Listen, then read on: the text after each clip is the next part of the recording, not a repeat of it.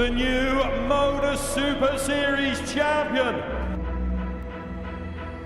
Oh my word! It's another incredible moment tonight. Jeff Smith! It's match start.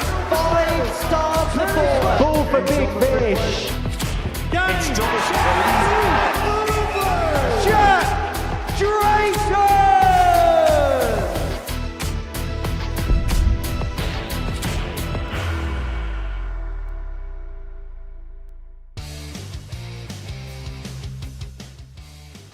So tops then for Duff to level up. Tops is found, takes out the 110. To break. Tops once more. Beautiful. Those are the signs.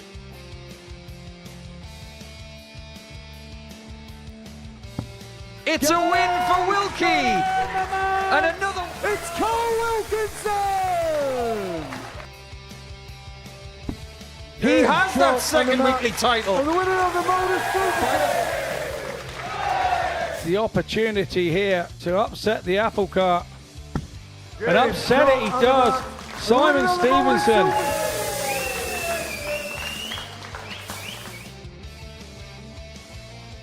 It is Thursday night under the lights, and it's all about getting through to the final. And who is going to be the Super 3 that make it through? We've got such excitement for you over the course of the next few hours here at the Live Lounge in Portsmouth. And on this Thursday night, we've got somebody who's made this place a villa, really, in Neil Duff, who is in action. He is looking for another trophy to add to his cabinet. But there's 4 weekly winners involved. It's going to be a 5-star night here at the Live Lounge in Portsmouth. And we're going to be watching it all in the company of Laura Turner. And look, we've seen groups like this in the past where we give it the big build-up. Sometimes it can flatter to deceive. But when you look at the players on show, what they've won, and actually how recently they've won as well, we hope that tonight's going to be a good night. I do believe it will be. I think it's going to be an exceptional Group B. We had a really interesting one last week, and I think this could potentially be very, very similar. I think everyone starts beating everyone, and it all gets really interesting towards tomorrow night. Well, Reece Colley's had such a day today. He won 5 out of 5 this afternoon. His beloved Aston Villa got through to the Europa League final tonight. And this probably today was as good as we've seen Reece perform in this building for a long while. I think that's fair to say. Very fair to say, and I think he'd agree with you. We spoke to him afterwards, didn't we? And he was delighted with his performance. He's been working on things away from the hockey, playing more regularly, and it really is paying off. And you see him sat there at the top of the table. So this is how the table looks on the end of day 1. Reece Colley at the top on 8. Kevin Edwards with 8 points to his name. Billy Leonard on 6, with the 3 players that played in Group A on Monday, Tuesday and Wednesday all down the bottom, with just a solitary win on Thursday. Let's have a look at the tournament bracket then as we enter the second half of the week. As you can see, Steve West won Group A on Wednesday afternoon. He won it at a canter. We're going to see the return of Benita van der Patten and Neil Duff in action. Carl Wilkinson, Paul Hogan and Simon Stevenson enter the fray. Now, Simon won on debut the last time he was here. He's had a very good 6 months or so. We've known him for a long time. We know what he's capable of. But it was the reliability on a consistent basis which saw him stand out the last time we saw him here. Yeah, when he won his week, that was probably the word we used most for him. It was just consistent, but it was consistent at a good level. But he took that on into Champions Week as well. So he's shown some really good stuff. And you mentioned it, it's been really recent for him. So for me, he is definitely one of the favourites going into this week. Well, he is the favourite to win this group. The odds compilers have him as the fancy at 10 to 11, odds on to win the group. But you look at some of the other players. Carl Wilkinson recently won a week. He's the England captain at 7 to 1. And Paul Hogan at 10 to 1. Yeah, that's quite far out, I think, for Paul Hogan, because, as you say, he has won titles under this roof. He is a teammate of ours as well, another England player, and he has showed his class and his quality for many years. So maybe just a bit long, maybe a bit of value there. It's 18 plus, and it is gambleaware.org if you're going to have a flutter on the Super Series this evening. Right, let's get into the action. We're going to kick off with Carl Wilkinson in action. And he is looking to put the 5-time weekly winner, Neil Duff, to the sword. Let's hear from Wilkie now. I caught up with him earlier on tonight. Carl, back for another stab here at the Super Series. How much looking forward to the next couple of days? Yeah, been looking forward to this for a long time now. Since the last time I were here, I weren't happy how I played the last time. So it's time to hopefully get my game going on this week and get to Saturday. That's the main aim. Bit of a point to prove this time around? I'm not one of them people who tries to prove points or anything like that. I just want to play my game, and then hopefully that gets me to Saturday. Well, the last 6 months have been good for yourself. Obviously, you won your first weekly title a couple of series ago, and now the England captain. That must be some honour for you to bestow. Yeah, I'm very proud to be England captain. It's a great honour. I weren't particularly happy with how I played the last time when I played for England, but aim to put that right next month. In terms of what you've been putting on the practice board, how has it been going? Well, recently started working for a dart shop in Barnsley, South Yorkshire Darts, and so able to put the more hours into my own game, so hopefully that shows tonight. And a group full of quality operators. However, you are one of 4 players that have won a week here in that practice room. Oh, 100%. I look in that room and it's just littered with talent. And there's an argument that Benito's maybe the best one of the lot. We're getting to top 16 at PDC, so he's not to be overlooked if he's, just because he's not won the week. So I'm looking forward to getting stuck into it. You able to go under the radar a little bit? And if so, is that what you enjoy? Yeah, I don't mind that. If people want to kind of go for the other person, that's fine. I aim to do what I do, and that's the main thing. Wish you the best. Go well, Wilkie. Thank you very much. I've got to say, I'm really looking forward to the next few hours here at the Live Lounge. It should be a very good evening's worth of action in this Group B. 4 of the 5 players in this group have won in this building in the past. The other player, well, he's made it through to major quarterfinals in 3 different PDC majors and has ascended to the top 16 in the world rankings. Carl Wilkinson, the 41-year-old from Barnsley, once upon a time the home of darts, a weekly winner in the past, up against Neil Duff, a man who's done so on 6 occasions previously. And he's looking for a hat-trick of weekly titles, is the Duff man, having made it through to the semi-finals of each of the last 2 Champions Weeks here. It's the one thing here at the Live Lounge that's eluding him, and perhaps the one trophy in the cabinet which still eludes him. Well, Nick Rolls was the man who refereed Neil Duff when he won the Lakeside World Championship back in 2022 when he beat the Frenchman Thibaut Ducol in the final. First leg, it's Carl to throw first. It is he who takes to the stage tonight. And the first dart of the evening is going to be thrown by the England captain, Carl Wilkinson. 85. Alongside me in the commentary box, a fellow England international, 6 Nations winner in the singles last year, Laura Turner. Yeah, feels like a bit of a while ago, but we get the opportunity to go back, this time heading to Ilfracombe, as referenced by Carl Wilkinson, just in about a month's time. But good to hear that Wilkinson has been attacking the practice board and hoping to bring that form here. Safe to say, Neil Duff, very slow to get his Group A campaign underway and did well to just scrape into Group B. Managed to finish in 3rd spot on equal legs of points with Johnny Haynes, but just had that one leg 83. Better in terms of difference.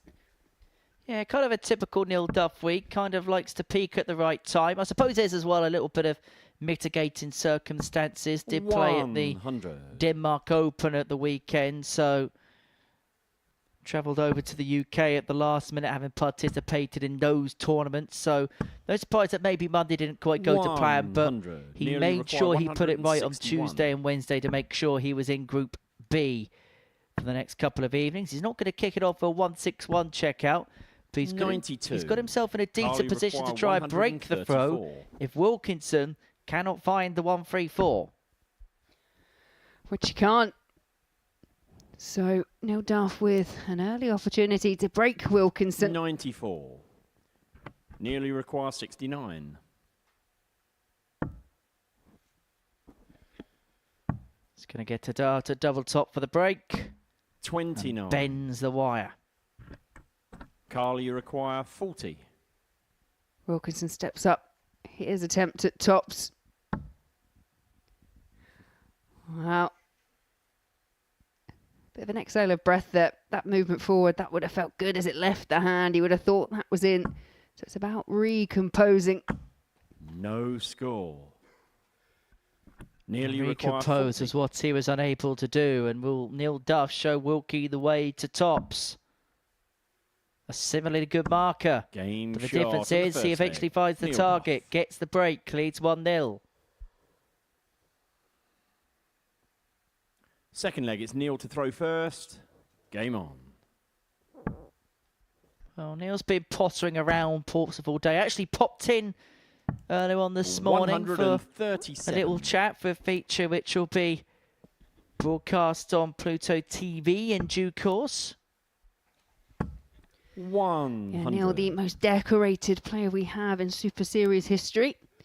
6 weekly titles to his name, looking to add a 7th. But he's going to have to negotiate a really tough Group B if he is going 100. to get a spot in Saturday's final.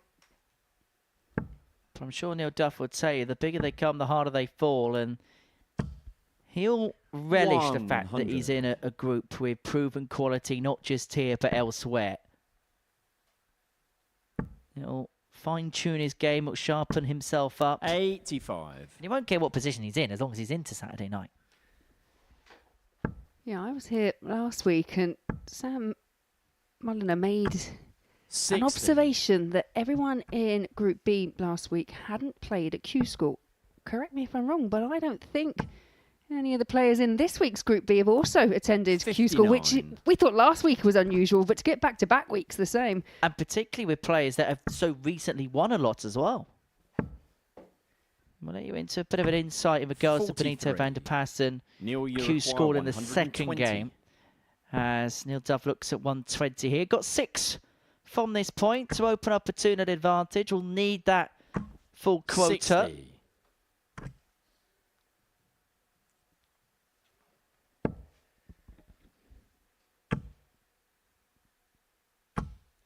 $83. Nearly requires 60. Fair to say a sluggish start so far for Wilkinson. And Neil Duff 20. not quite able to fill his boots Carly in this require leg. 115. Well, 115 finish might kickstart Wilkie's campaign. Double 18. 79. Well, he's Nearly had 4 require 40. opportunities at the outer ring, Wilkinson, in this game. Game 3 at shot tops and in 1 the on that second double leg. 18. And Neil Duff finds the top target on the board again to put himself 2-0 to the good. Third leg, it's Carl It's to not throw been first. vintage, but it's been Game on. efficient enough for the 6-time weekly winner.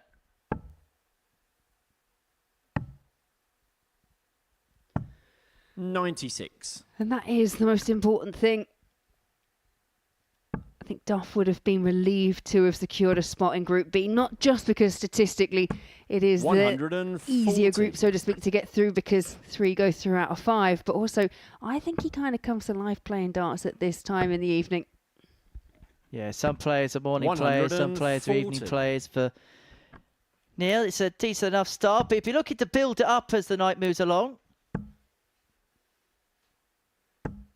85.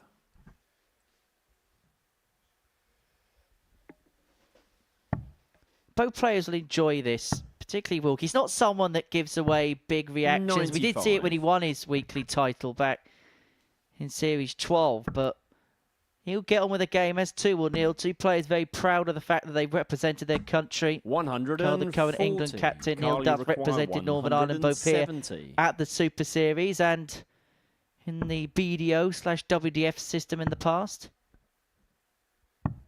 58. Nearly But require that is a bit of a 136. slip for Wilkinson. Duff can just try and set up.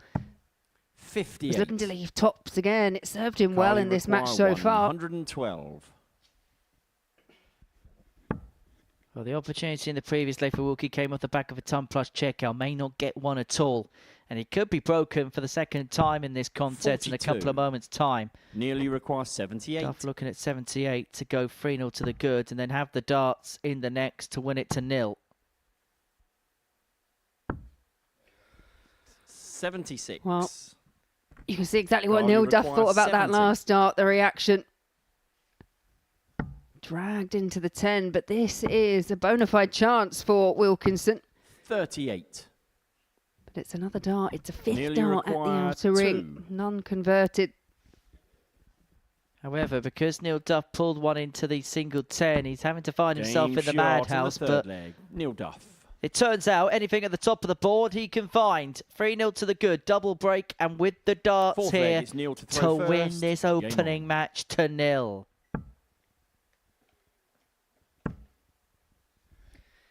We were talking about it earlier because I normally 60. see this. There's a general trend that the players that have come from Group A, they normally continue how they've done in the group stages. They're warm to the stage 26. because they've had 3 days of action on there. But we definitely did not see that in Group C. It was the newcomers. But perhaps here it's Duff just finding his feet a lot faster than Wilkinson. 100. I'd love to know if we had a seeding system and a Super Series order of merit, how high 41. up on that ladder Neil Duff would be, because he would be very close to the top of the perch. Yeah, I guess it would depend on how you would seed it. 100. Whether that be on averages, performance, or if it's just on weekly wins, then we know exactly who's going to be at the top. 44.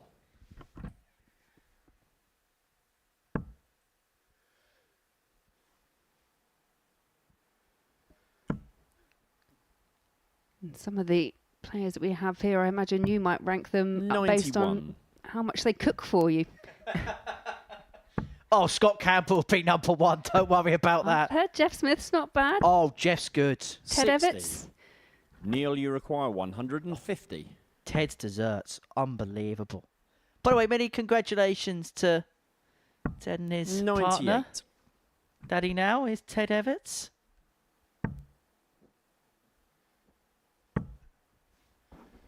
Duff looking 70. Neil, you require 52. to bring this game to a close for a comprehensive 4-0 win to kick the night off. Double 10. 32. Got plenty of time.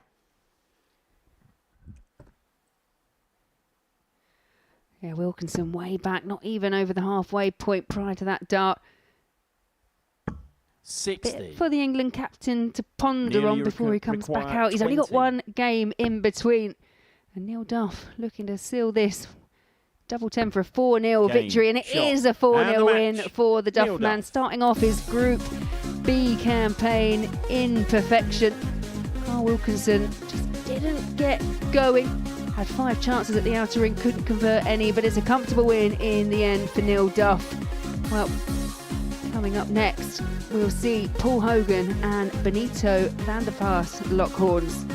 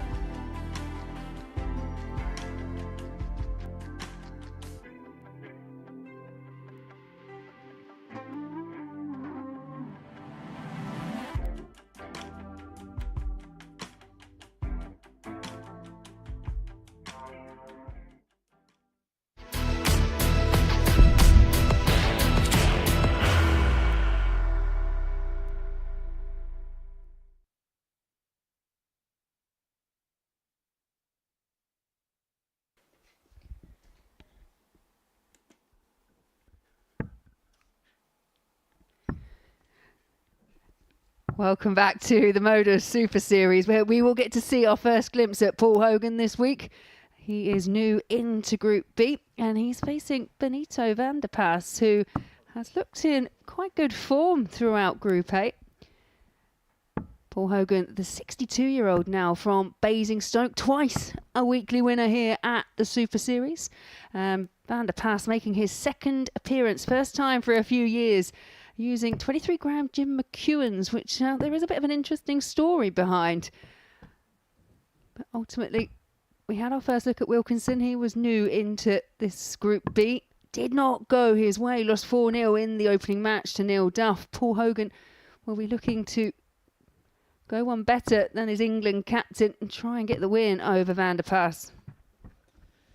Yeah, you're probably wondering where Benito van der Pas and Jim McEwen kind of meet in the middle. Well, last time Benito van der Pas played here was around about 3 years ago. Hadn't picked up a dart after that experience, and then when he decided, you know what, I fancy a chuck, well, there was only one set of darts that he had, and that was a set of Jim McEwen's that Jim gave to him when he played here last time out. He liked the feel of it. They were going well into the board, and it's a combination that he has stuck with ever since. Returning to the big stage this week, played some stuff in some local opens to a fair bit of success, but of course this is a different level altogether. And I can tell you a little bit of exclusive that he is intending to play at Q School in 2027. Well, Paul Hogan 63. getting our first Robin Hood of Group B. You do tend to find now with some of the newer equipment that is almost impossible to do. Hoagie has a traditional 88. setup. Are you one of those that have converted into the all-in-one yet? Don't like the all-in-one, but I do have my flight pops onto the top of the stem. 125. So essentially it kind of looks like a one moulded piece, but it's not. So yeah, the stems seem to last for a long time. Just change out the flights every so often. Helps if I group them a bit better than I do at the moment. 58. But Paul, you require ultimately I'm just saving the flights. That's all it is. Hey, it's a tough economy out there. The economy for these players is picking up legs. Hogan's not going to take out the 153 to win his first. Can Van der Pas do so with the biggest finish of the lot? Is it going to be a big finish for Big Ben? There's not going to be a big fish for Van der Pas. 121. Paul, you require. No, but it's a great adjustment with the last start and all the pressure on Paul Hogan for the 112, and needs to slide one under there. Yeah, single 20, yeah. Just making sure, yes, right on the wire. And that was always going to be the danger with that dart so close to the treble 20. 52. Benito, you require. So there's an 49. opportunity for Van der Pas to get an early break. 33. The two darts go Paul, you require begging. 60. I was making sure that it was high. No score. Wow. Benito, you I don't know if require that's a 16. miscalculation. It's a shake of the head and a smile from Paul Hogan, but that was a on the first costly leg. mistake in the Benito van end. der Pas. Whether he thought that was a single 20, Henry, I'm not quite sure. Well, because it was Second touching leg, the it's wire, Benito kissing to the wire, throw very low first. into the double Game 20 on. bed. It wouldn't surprise me if he thought that was in, but then that is also what the referee's there for. If you're not 100% sure, 98. ask Nick Rolls, he can tell you where it's in. That may well prove to be a costly mistake. Van der Pas gets the break in. I know we're only 5 legs in. 26. I get it. But where this afternoon it was all about the players that came into Group C and the players in Group A struggled in their secondary 59. group. Well, it's 5-0 to the players that played on Monday, Tuesday and Wednesday. Yeah, and I just wonder, that mistake from Paul Hogan, it's just how easy it is to get 60. over it, because yeah, you have that initial reaction, you have the smile, and you could see the reaction there when he realised what he'd done, but now you've got the realisation that you've been punished for 59. that mistake. You need to get over it really quickly. It's not always that straightforward to do. Be playing on the back of your mind for a leg or so, and time runs out on a race to 4. Yeah, the penny very much 100. dropped there for Hoagie.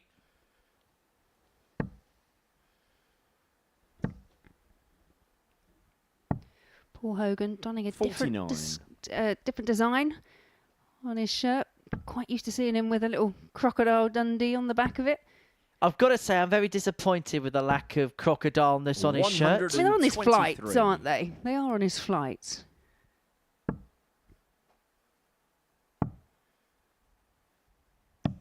Maybe he's going for the understated look.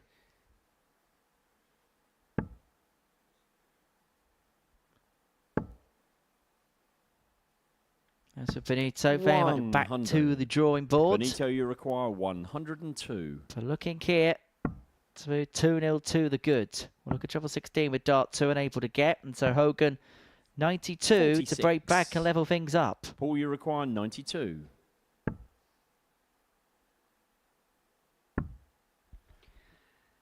Well, this time he wanted a double-double finish and not able to start it. Benito, you require 56. And so Van der Pass, look at it double top. Perfect guide. 16. But unable to utilise properly. Paul, you require 53. Tops to break straight back. Game shot, and the second double leg. 10 was Paul found Hogan. in the end. Third leg, It was Paul a to throw pretty decent first. campaign, wasn't Game it, from Van der Paas in Group A? Average just north of 86 for the entire week. 140. 3 ton plus checkouts. I think the outlier for me in terms of levels will be the highest average we saw from him was 93. 134. And we know that he's got levels beyond that. But what it also indicates is he is being very consistent in his play.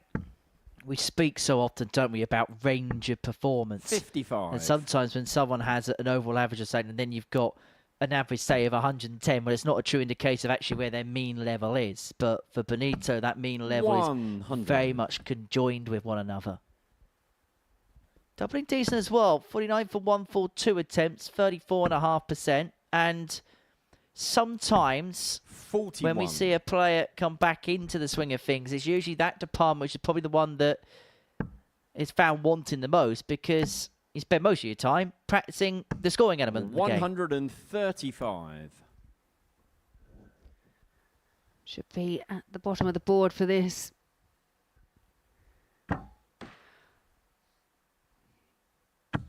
$76. Yeah, that's unfortunate for Paul Hogan. Benito, you require 132. Doesn't have to go the ball route for the champagne shot. Double 12 for a 132. 108. Almost got it anyway. I do get the sense that game is in the locker, that high level you were speaking about. 59. Just waiting to see it unlocked. We may see it this Benito, week. We you may have to require wait another 24. time to see it. But you can tell he's not too far away. And he was Game shot perfectly in the third centre of the leg. double 12 Benito there to Van der lead Paas. 2-1. Yeah, I don't doubt it. What do they say? Form is temporary, but class Fourth is leg permanent. Benito to throw first. You don't get into the Game on. top 16 of the PDC world rankings if you don't have something about you. 115. Made the last 16 of the World Championship on 3 consecutive occasions, 2015, 16 and 17. This is the type of player that we're talking about in Benito. As you mentioned, top 16 of the world. Made the quarterfinals of the World Grand Prix on 2 occasions. Made the quarterfinals of the Players' Championship finals. 97. Appeared at the match play on 3 different occasions. And we know how difficult it is just to qualify for the World Match Play. Well, by his own admission, he'd say he was very good and very difficult to beat on the floor. Didn't always 100. transition it to the stage, but ultimately, that route back's got to start somewhere. And we often talk about the Super Series as a platform for new players. 85. We talk about it for players that come off the tour more recently than, say, Benito Van der Paas. But this is the other element, isn't it? Players trying to get back into the swing of things. 140. What this offers is very valuable indeed. Yeah, 3 Players' Championship titles in 2016. And it was that year in which he broke into the 100. Paul, you top require 16 of the 161. PDC Order of Merit for the first time.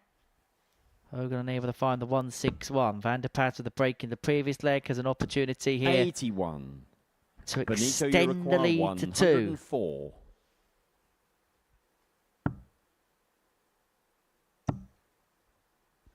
Gets the treble 16. 64. And just tie on the tops, bending the Paul, you wire. require 80. Yeah, 2 consecutive legs where he's threatened ton plus checkouts, but it's Paul Hogan trying to level things up at 2-all. Game short and the fourth leg. And picks out Paul double Hogan. 10. Last dart in hand.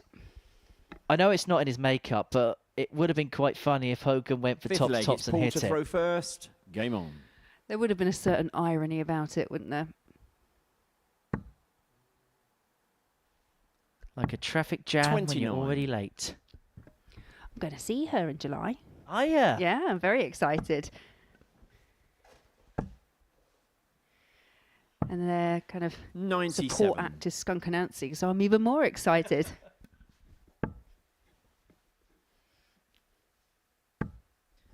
My musical summer is a trip to Finsbury Park to watch Kasabian. 140.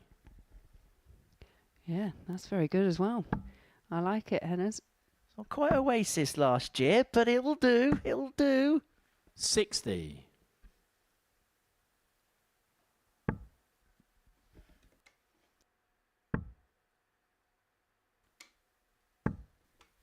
$60.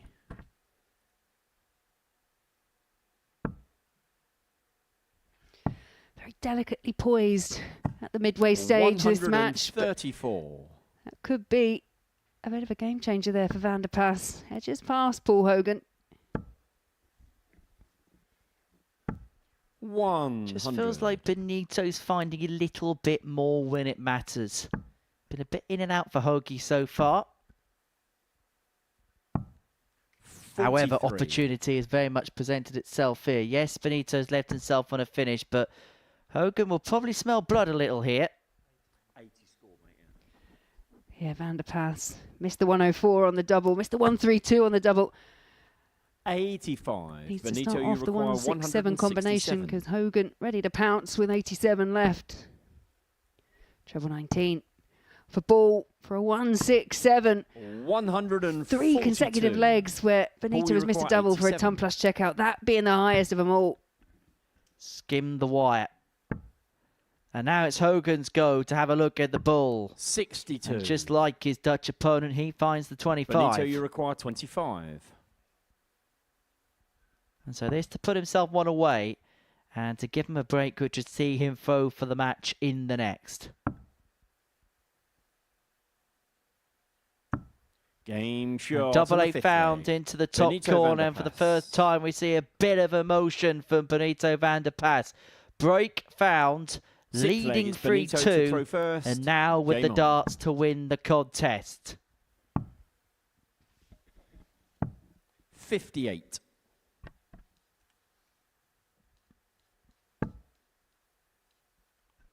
And speaking to Benito earlier, he said one of the key things is he's found that love of the game again. 100. And he was the first to admit, and I know injuries didn't help either, that he was going to tournaments and there just wasn't that fire in the belly that was once there. 100. And the key for him is he's just going to take things slowly but surely. He's going to see where the end of this year takes him. He's going to have a go at Q School in 2027, but he wants to go out there and enjoy it. 100. It doesn't have to be his occupation anymore. He's doing a job back home in the Netherlands that he very much enjoys. And so it's gone back to being a hobby. And for him, 78. he feels like that might be the way that brings the best out of his performances. There's just so many opportunities now to play. You mentioned we've got the ADC qualifiers coming, not just from the UK, but Europe and further afield, qualifying for the Super Series via that route. And Van der Paas here looking to do what no player has been able to 95. do in this match so far, and that is hold throat. Yeah, it's been a bit of a break-a-thon this game. And he may have to take out the big fish to ensure there's a hold of throw in this 135. match. Benito, you require 170. Near perfect from Paul Hogan. This could be, I think I jinxed it. 98. Paul, you require 66. And so can Paul Hogan get his kicks on Route 66? 30. There's the answer. And so Van der Paas is back to Benito, win this you game require 4-2. 72.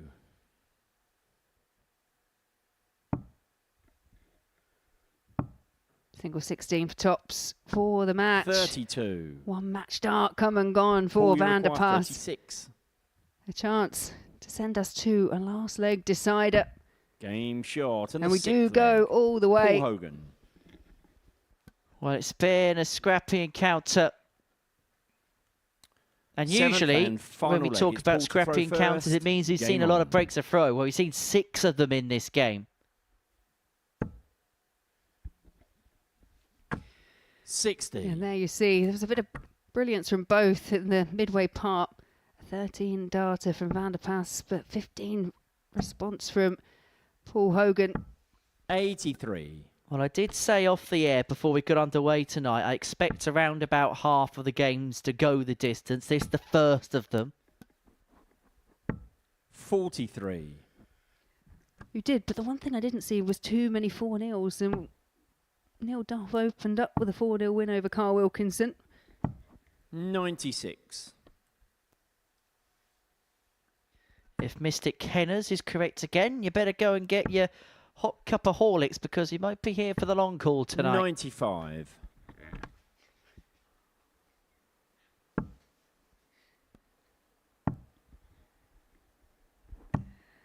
Yeah, what 60. we love, close matches, drama. If only we got paid by the leg. Would have been shortchanged this afternoon. Yeah, that session absolutely flew by. But you mentioned the word scrappy and the last leg. Feeling very much the same. 85. That score rescued with the last dart from Van der Paas. But again, it's another one where on throw, the player that's gone first just 99. hasn't found enough scoring power. Van der Paas 6 here for 177 to get over the line. 43. However, he's presented an opening here for Hoagie.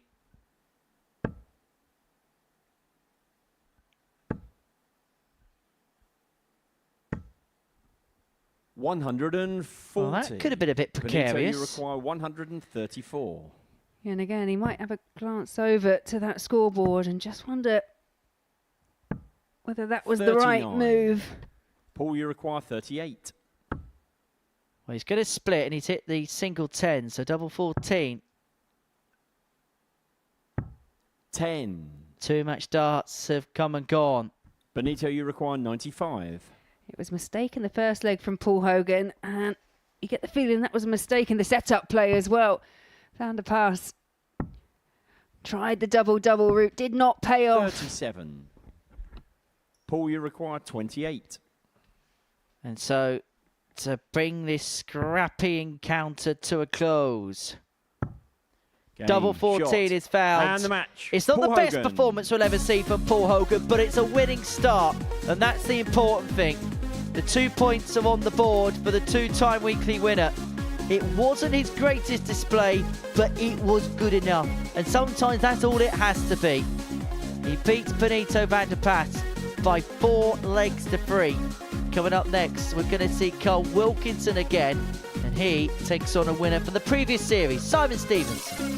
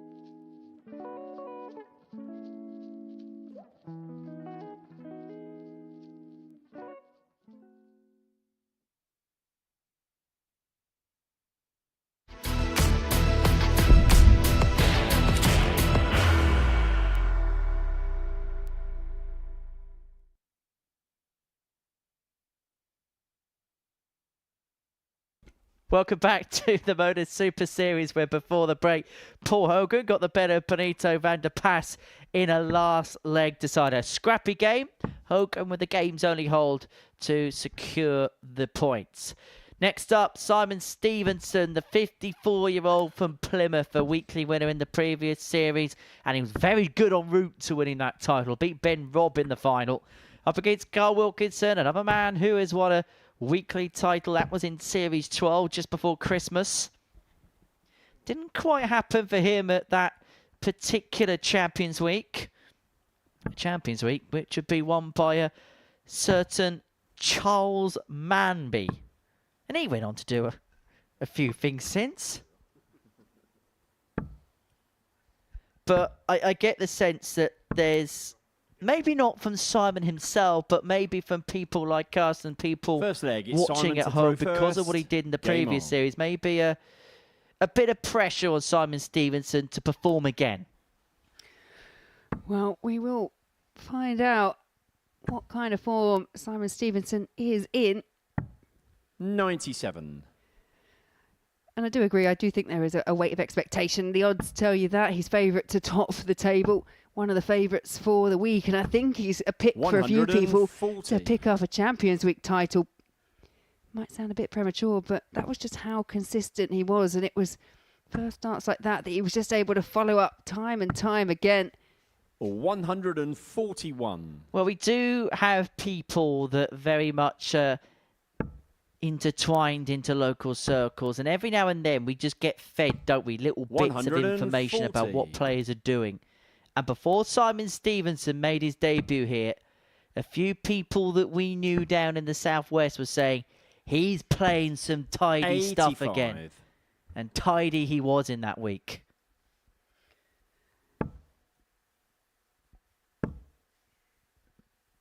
Yeah, you can't forget 60. That Stevenson, he has had a tour card, held it from 2016, lost it in 2021, the same year that Wilkinson lost his tour card, incidentally.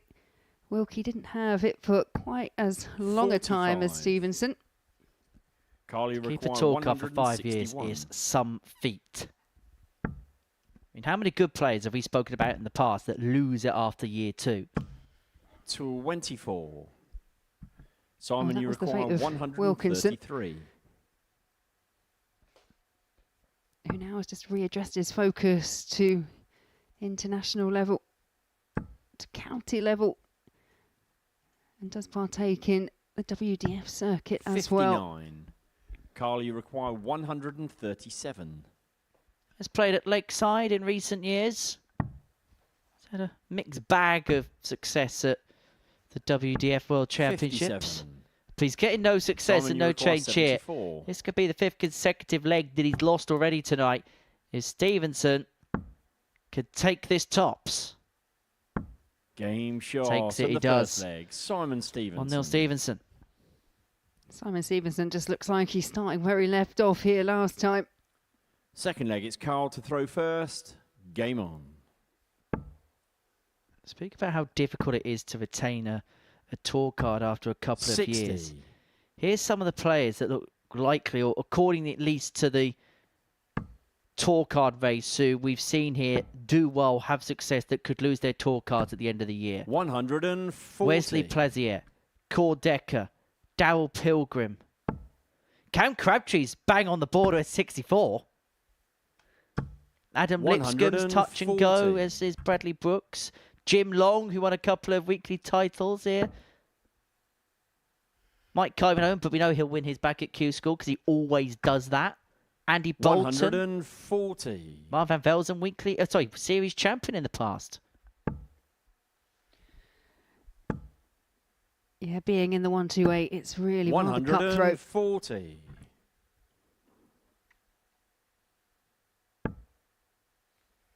It's the perfect first start from Stevenson once again. 140. Carly require 161. Triple 17. This would be some way to get the account going for the night. Game to 161. And that might well be the spark for the swords. He has had nothing go his way all evening long, Third leg, and it's all of Simon a to sudden, throw Carl first. Wilkinson pulls a Game on. 161 out the fire.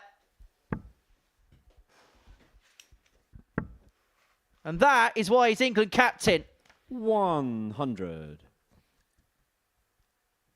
Yeah, highest finish of the day from Carl Wilkinson. Not the highest finish of the week, though. That honour goes to Steve West, who hit the 167 in his very first match of Monday morning.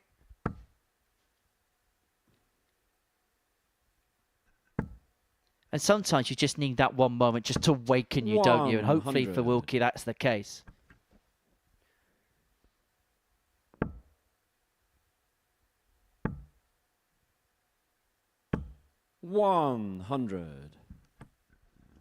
Biggest finish, as you say, we've seen today. That the highest we saw in the afternoon session was a 137 from Joe Hayward, which included a couple of double tops. 96. Now, we have seen top tots taken out tonight. However, that did lead to a bust of Paul Hogan's score.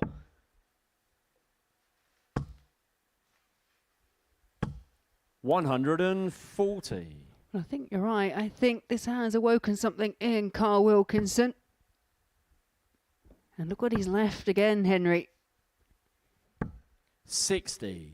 Carl, you require 161. You're kidding me. Not another one.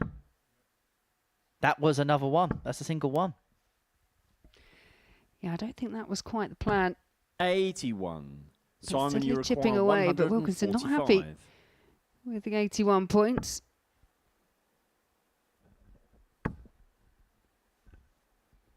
Well, he's got the treble surrounded. 42.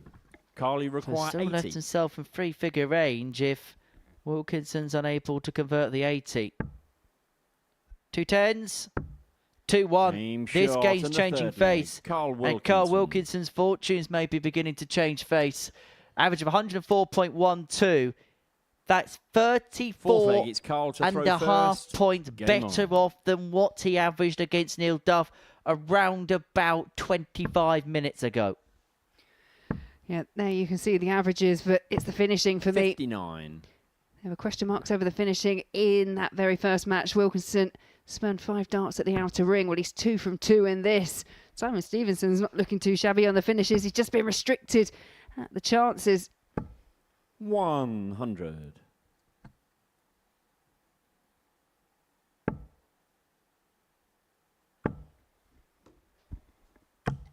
I can imagine Carl Wilkinson must be a brilliant teammate. I can imagine he's a great motivator.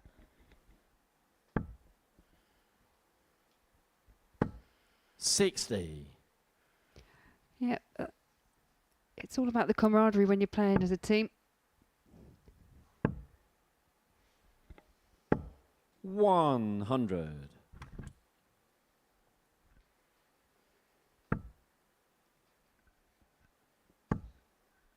Very proud of the fact that he plays for his county Yorkshire. Very proud folk up there. Simon Stevenson piles in the Knights versus Max. Yeah, not very often you get 45. Simon, you a require 161 finish before you have a 180, but it's Stevenson's go at the 161. Part 1 complete. Looking for that treble 17 for Ball for another 161 checkout. 116. That smile tells me he was thinking about it. Anything you can do, I can do just as well. Well, Stevenson was one of those more conservative players that, knowing his opponent wasn't on a finish, may not have actually 97. gone for that, would have opted to Simon, set you up. require So that was 45. definitely in the back of his mind. Double top. Game shot. 14 and the darts fourth up. We're leg. back on terms of Simon 2-2. This has Stevenson. been a rip-roar of a game so far. Both Fifth players leg, it's averaging Simon to throw 97. first. Game Only on. one dart missed between the pair all game to win a leg, and that was Simon Stevenson on the ball off the back of that 161 we've just seen. Yeah, you can forgive him that. 49. These are the types of matches that when we walked into this commentary gantry this evening, we were hoping and 58. expecting to see. I said that we'd have a lot of games that will go tight, but a lot of quality games that will go 60. tight. Now, the last game wasn't quality, but this one is. Yeah, quite the opposite of this afternoon session where we didn't have a single 4-3 in sight. Already had one and we've only completed 2 games so far. Sleep is overrated, trust me. 100. I don't go on holiday. The only Costa I see is a cup of coffee in the morning. Although you did refer to Portsmouth as 58. Was it the Costa del South Coast earlier on today? Costa del Sauce. Costa del Sauce. I did say Costa del South Coast earlier, but it's Costa del Sauce. 85. Our brilliant brand new developments down the seafront. To be honest, I drive to a car park. I leave the said car park. I come to the Super Series building and I go back to the car park. 100. Occasionally I get to see the inside of a hotel as well. Or some of the fine food establishments that are down the road where this studio is based. 100. I don't think there's a restaurant down this road I've not been inside. I am a creature of habit. I go to the same one every single time and I get the same Simon, thing you require every time. 107. They just see you walk into the building and they just start cooking the same order. They should do. 47. Never found the treble 10 there with the last. Carly Wilkinson require looking at 86 to put himself 3-2 to the good. Not missed a dart at a double yet in this game. It may just beat the bull. Well, that's a booty bonus. 72. For the double 7. Just felt a little bit pulled there. Simon, you require 60. It was an opportunity for Wilkinson to break.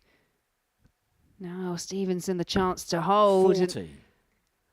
Well, Carly, we're you talking require about 14. perfection on the outer ring, and that's just starting to slide away.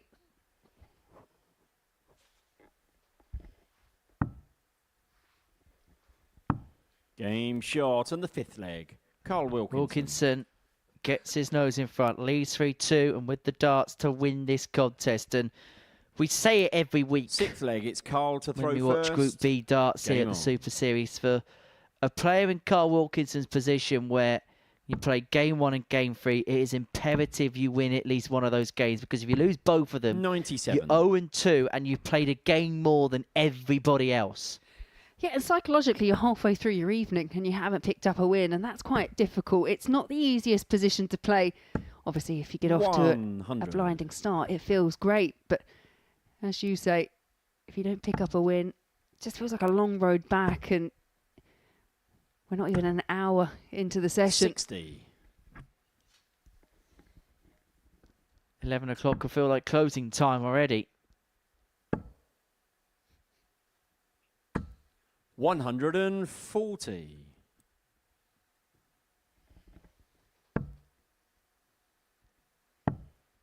Reminds me of a track from the mid-90s. 58. Don't know how that's got in my head again.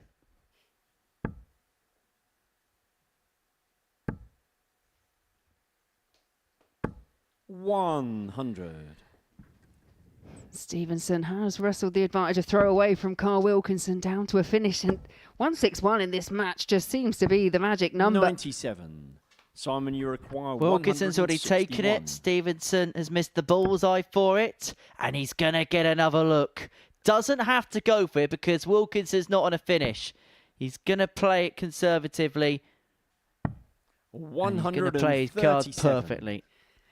And that's kind of what I was expecting when he had the opportunity for the 161 before. The last time he went for it, and ultimately it paid off in the end. 40. Simon, you require 24. Play on point for Stevenson, and we are on track for another last leg decider.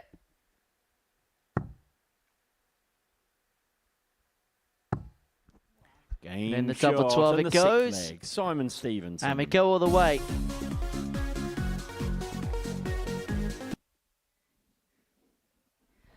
Well, the darty party goes on in this game. We go the distance. But who is going to be celebrating when that last dart goes in? Yeah, you can just see there, that leg by legs. Wilkinson, he had a couple of really, really good legs towards the start of the match, the 12 data, which included that 161, the 14 to back it up. But we've seen a 14 and a 15 from Stevenson to level things up. Now we've seen Wilkinson's first max. Wilkinson now really is putting Stevenson to the sword. For the Mirror Man, 140. with a mirror visit, back-to-back 140s for the man from Plymouth.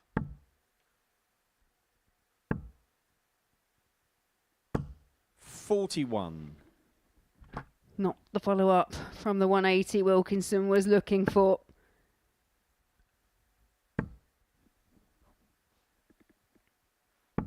$60.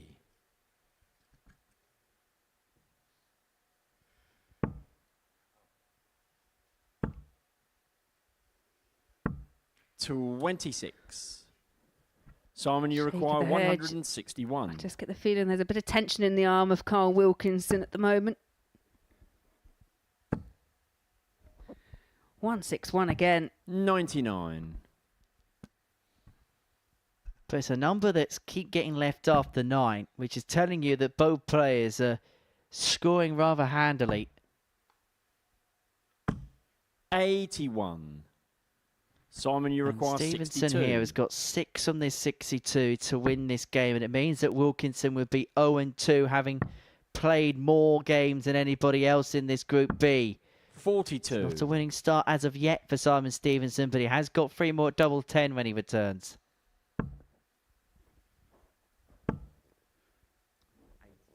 Well, Wilkinson has definitely shown a vast improvement from that opening match, but 99. still may not Simon, have you enough because require Stevenson 20. match-winning opportunity incoming. Double 10 Game. gets Shot. the job And done the for match. Simon Stevenson. Simon Stevenson. Well, in Series 13, he made it through all the way to Champions Night, and he's kicked off his Series 14 campaign with a win against Wilkie. A 4-3 success, a good performance, average just under 92, 4 from 10 in terms of the doubling. The 161 was as good as it got for Carl Wilkinson in the end. He needs to pick up points in the second half of the night. Game 4, a meeting between Neil Duff and Paul Hogan, the 2 winners so far this evening.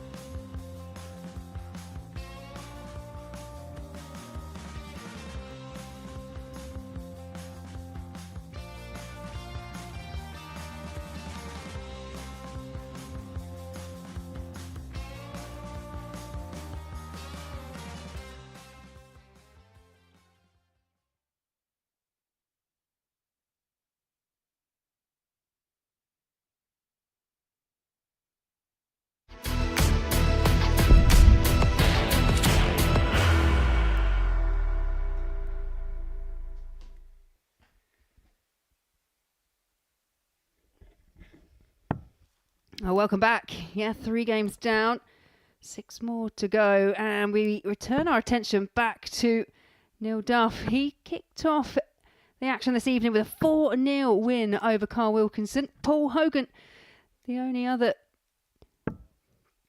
player to have won all his matches. 4-3 win over Benito van der Pas, and Stevenson just edged out Wilkinson. Wilkinson, early doors, played 50% of his games tonight and hasn't been able to pick up a win, but it was a marked improvement in terms of performance from the England captain. Well, as mentioned, both these players won their opening matches. Only one of them can now stretch a lead at the top of the table and get 2 wins from 2. First leg, it's Neil to throw first. Game on. A real opportunity for somebody to begin to take command of this Group B table. You get the sense if it's Neil Duff that wins this game, it might be a long way back for the rest of the field. Because you know what he's like. He's such a good front runner. Once he feels as if he's the best player in a group, good luck trying to stop him. Yeah, Neil Duff, just one of those players that always just seems to find a way. Qualified for Group B by the narrowest of margins, and he will make the most of it. In terms of their first matches, Neil Duff, by far the stronger performer, looked very much more in control. It was an edgy affair between Hogan and van der Pas. Didn't have to play anywhere near his best. He just did what he had to do. It was a real professional job from Neil Duff in the opener. Missed 10 darts at a double, but if the truth be told, was never truly challenged by Carl Wilkinson in that contest. Probably counted himself a little bit lucky, Hogan, that he got over the line against 140. Benito. Yeah, well, there were a couple of mind-boggling moments, you would say. The 60 left, tops, and the setup for 38. I don't know if it's maybe just a lapse in concentration or the fact that you can't quite see exactly where those darts are landing in the board. And 55. Paul Hogan will know Nick Rolls, the referee, really well, so knows he can call on him if he needs to.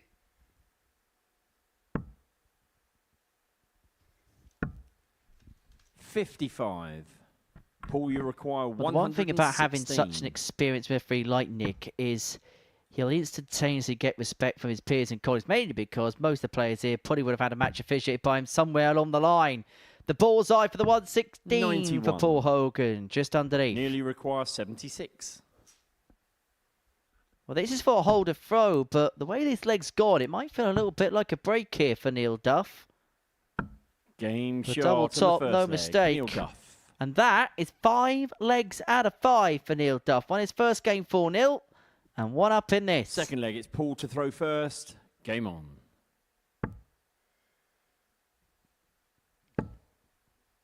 And surprisingly, these two have played each other numerous times. 140. They've been in the same group on a couple of occasions here at the Super Series.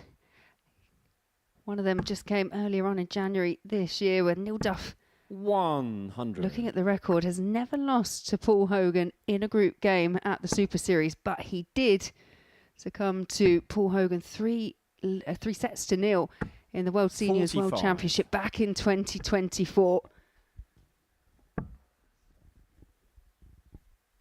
A year later, Hogan would get the better of Simon Whitlock in that particular competition. Yeah, those meetings that you alluded to there, that came in the Seniors Showdown, which was the first week of 2026, which was won by Simon Whitlock, who we're going to win next week, who we're going to see next week. We're going to see 2 wizards. Sounds magical. 60. I can imagine there is going to be a lot of referencing to that. Are you in comms, Henry? With Paul Nicholson. Oh, wow.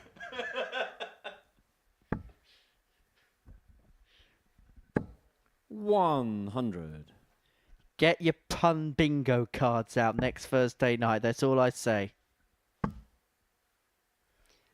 I'm going with a few suggestions. Maybe the word magical. Paul, you require got a spell on over someone. 161. I'm just going to quickly write these down.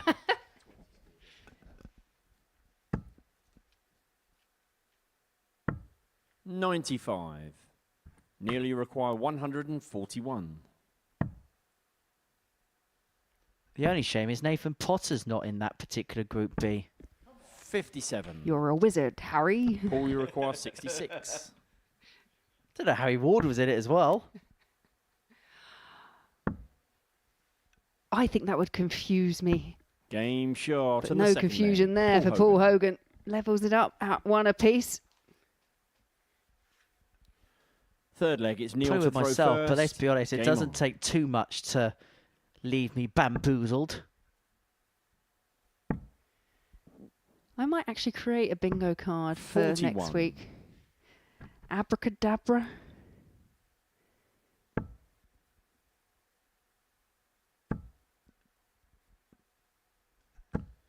$140. Well, we might see some rabbits out of hats next week. But who has got the magic spell here on this Super Series Thursday? 100.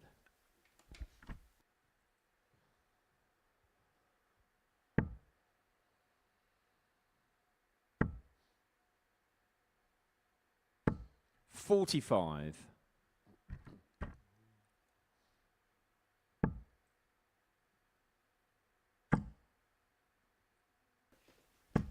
$140. Neil Duff threatening to find his first maximum. Has to settle for a 140.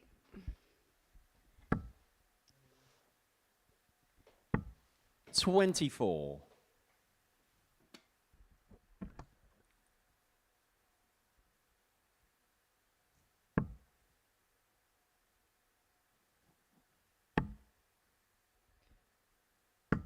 $100. Just a ton. Would have expected more in that Super. Still in a decent position because Hogan hasn't really been able to find any kind of scoring firepower in this leg. 135. Nearly filled Neil, it you up, require but as you say, 120. it's Neil Duff first attempt. The 120, looking to climb the ladder. It's a great second dart, loads of room, 80. but can't find tops. Paul, you require 157. Scared it. And now Hogan looking at the 157. Game Tops.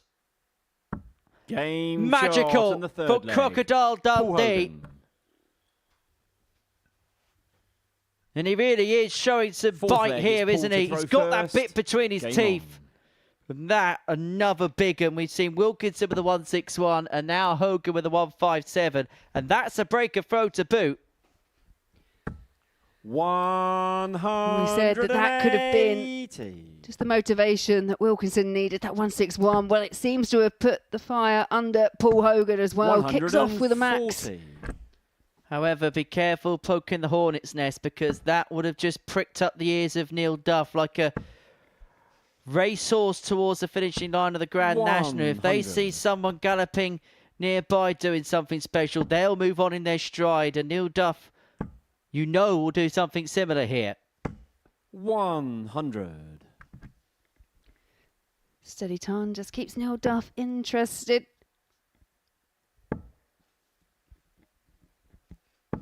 100.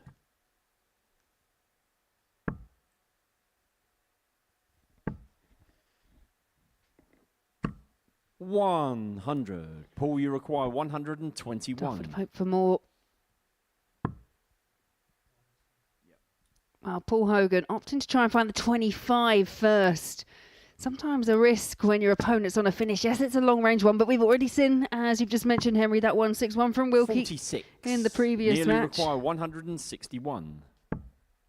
Is Neil Duff going to deliver something similar? The treble 17 goes a begging. 82. And so Hogan here to put himself too clear. Paul, you require 75. Looking at 75.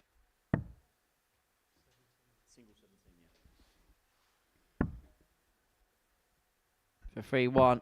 Game shot. on the Tops found fourth leg. again. Paul And Hogan. how that 157 the leg before may have just completely swung it's the Neil to throw trajectory of this first. contest. Back to Game back on. 15 darters. Hogan 3-1 to the good. Yeah, it really is a marked improvement from the opening game for 100. Paul Hogan. Averaging in excess of 94 at the moment. Be averaging a bit more if he can find 177. perfection. It may not be the 180, but it's as good as the 177. 100.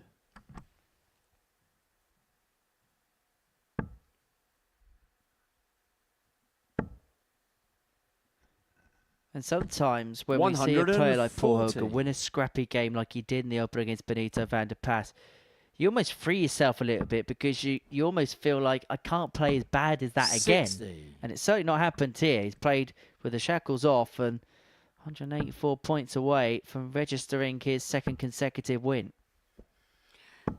100. And you can understand to an extent players coming into a group that may not just hit the ground running. Wasn't the case in Group C, but it just felt a little bit like that in Group B this evening. 100. Paul, you require 84. There's an exasperated Neil Duff as Paul Hogan looks at 84 for the match. This time Hogan just double checking what he's got left, and he refuses the single 36. number. Nearly And then require misses 141. the ball completely. Which makes me begin to wonder, has he miscounted there? Because that might have been a legitimate play for the double 16, not knowing what he had 85. left. Paul, you require 48. Well, it could all be Game, rosy in shot. the end for Paul And the Hogan, match. as Paul it Hogan. is. Neil Duff clearly not happy. He is the 4-1 loser in the battle between Hogan and Neil Duff. It is Paul Hogan that stretches the lead at the top of the table, and it was a good game. 4 out of 5 on the outer ring, a 96 and change average, and that beautiful 157 finish.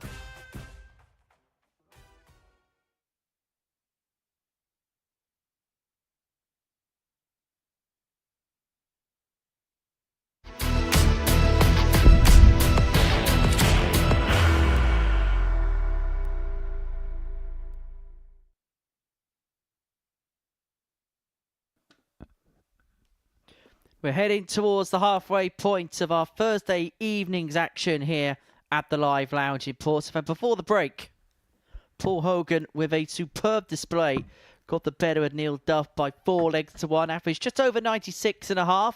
4 from 5 on his finishing, and the 157 really took the game away from the former Lakeside champion. Game 5, Simon Stevenson and First leg, it's Benito van to der throw Pas. first. Game on. I wouldn't quite say Benito's been a breath of fresh air this week because, of course, we've seen him on the TV screens for 66. over a decade, coming back after a few years away. But I think he would be happy enough with the performances that he's put him this week, irrespective of what the end result is. I think he'll come away from here thinking, 60. I'm not too far away. I agree. And I think it was interesting. You mentioned you had a conversation with her, and I heard snippets 78. of your chat. And one of the things that resounded with me, you think of all the amazing things that Benito van der Pas has done in the darting world. And he was saying that he was still feeling nervous. He was still feeling edgy when he was playing. So I think that just goes to show, you know, there is the care, there is the want, but there is also the fact that you've had that break. The nerves are still very much present. 140. There's something about a church on the outskirts of Portsmouth that puts the fear of dread into people. It is a very 85. unique venue to play in. Well, just think, right, it's empty now. It's set up like a TV studio. 43. The rest of today and tomorrow, you can see it there. A beautiful shot of a beautiful shot. But come Saturday, that place is going to have pilgrims in it. It's going to be packed to the rafters. 60. It's a completely different arena and a completely different tournament setup altogether. 96. Simon, you require 156. Simon Stevenson knows what it's like to win in that environment. Did so in the previous series, beat Big Rig 100. and Rob in the final. Benito, you require 78. And looking to make a return to Saturday action. Van der Pas looking for his first attempt at winning a title on Saturday. 37. Simon, you require 56. Tops for Stevenson for an early break, and that is a perfect guide for him. 16. Wasn't able to use it. For a lot of people, that would be Benito, you awkward, but the require way that 41. Stevenson starts land, he's able to slide above and use it as a stacker or slide underneath. Game shot. It's all on the first academic leg. in the end. Benito Van der van der Pas Pas. holds. So we're not the first player for Plymouth that we've seen Second here leg, it's to Simon to throw good first. success here at the Game Super Series. Not seen him for a while, but was very much a mainstay here. We saw Keelan Kay, didn't we? Big Plymouth Argyle fan. 100. Does tune in every now and then. Keelan, if you are watching, hope you're well, pal. Yeah, I'd say Stevenson has a similar supporter. Looking at the colours on his shirt. 46. The Lord of the Board. Got a few regal names, haven't we? Our very own 83. King of the Castle, Yes. Prince of Wales, the Yeah. King, who We've is now... seen 2 kings and 2 Prince of Waleses. Yes. 49. The Prince. In fact, there's 2 players called the Prince. Chaz Barstow. Of course, you've got the Golden Girl. Julia Gunn. 140. The Queen of the Palace, Fallon Sherrick, although it's not an official nickname.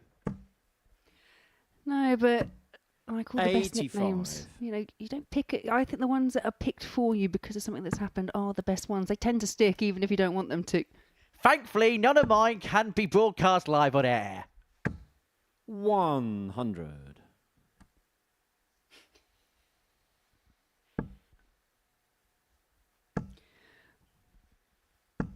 $123. Van der Pas Simon, you still require battling away to stay in the 78. legs, but it's Stevenson, 78 points for parity at 1-1. Tops. 38. We'll come back, plenty of time.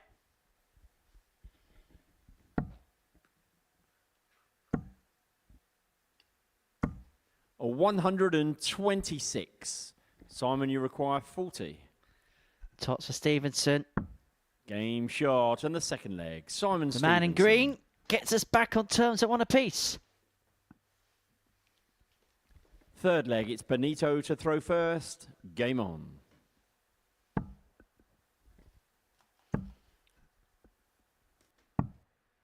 $84.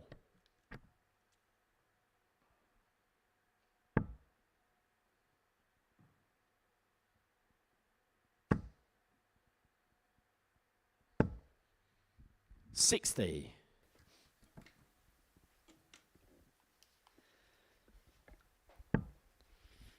Simon Stevenson, nicknamed the Mirror Man. Do you reckon that took some reflection? 129. I don't really want to answer that, Henry. I think that was it. That was a cheap one. Oh, don't. I've got a worse one. Don't you worry about that. Go for it. Go for it. Well, Benito van der Pass has 100. got tattoos, as you can see, on both sleeves. Reminds me of an Ed Sheeran song. Graffiti on the Vanderpass. Yeah, you're right. That's worse. much worse. I'm disappointed in myself. I asked. 180. You could tell we're 12 and a half hours into working together today. I think you've had too many E numbers. That's what I think it is. 60. Benito, you require 108. Too many bottles of pop. But Van der Pass isn't going to go pop with the 108. 76. No, but there's a real back and forth game between the two. Strong legs when they've had the opportunity to throw first. 140. Benito, you require 32. Well, good leg this. 32 left after 12. Game The leg shot completed and the in third 14. leg. Benito van der Pass. That's what we mean about there being real positive signs for Benito. And it's just Fourth a leg, case it's of as Simon he to gets throw more first. into it and Game you on. see him play more often and he gets into regular rhythm, I'm sure we're going to see that on a more consistent basis. Yeah, I agree. And I know he came here because he wanted that challenge of playing game after game and playing high quality players. 100. And obviously the Super Series does offer that. But I guess the other thing you've got to think about, if you haven't played regular darts at this, you know, this is a lot of darts to be playing 5 days, 93. potentially 6 days in a row. Fatigue can set in as well. Yeah, the arm's going to feel it come Saturday night if he qualifies through, having not played a lot, and then you've got 5 full 140. days worth of reps. So another thing to consider is the dart lag, as we like to call it. He's gone from playing first thing in the morning to last thing at night. If you've not been playing a lot, that could also have a bit of an effect. Well, he doesn't seem too worried about it in this phase of the match. Second 180 hit. 100. Second consecutive leg for Van der Pass. And guess what Simon Stevenson's left? Missed the bullseye for 46. this in his game Simon, against you Wilkie require after Wilkie took it out. 161. But he's just taken that little glance over to the scoreboard. And if this first one finds the treble, which it doesn't, I don't think he would have gone for it anyway. 65.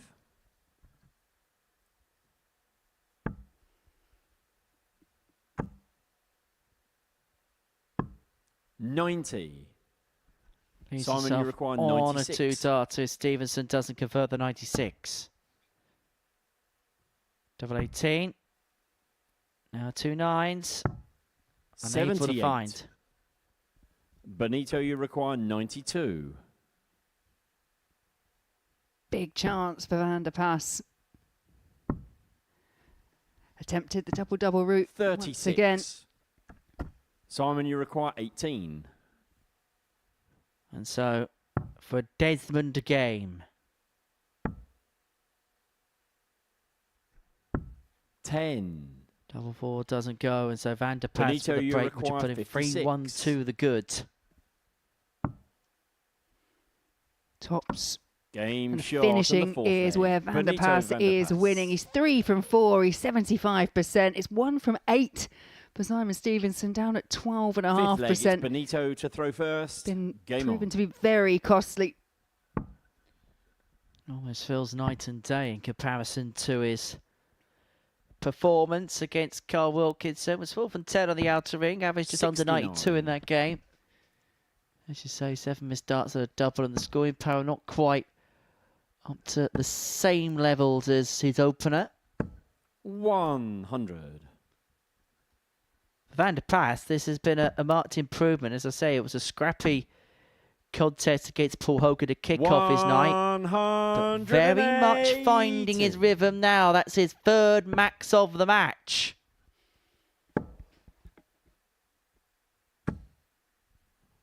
This would make the table very interesting reading early doors because Stevenson, he won his opener against Wilkinson. 100. This is some scoring from Benito van der Paas. 4 maximums. So much so that he's vandalised the treble 20 bed. 60. Benito, you require 72. And this to put the game to bed. 48 left. Make it 32 left. 40. Still 32 remaining, but he has got time. And I guess this is the signs that you've mentioned that we've seen from Van der Paas.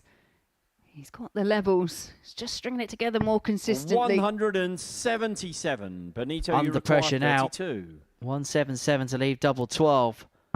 Game, but that's academic shot, because and the Benito match. van der Paas Benito gets van his der first Paas. win of this Group B. He beat Simon Stevenson by 4 legs to 1. Really rallied towards the end. 13 data to wrap it up. Really good doubling as well.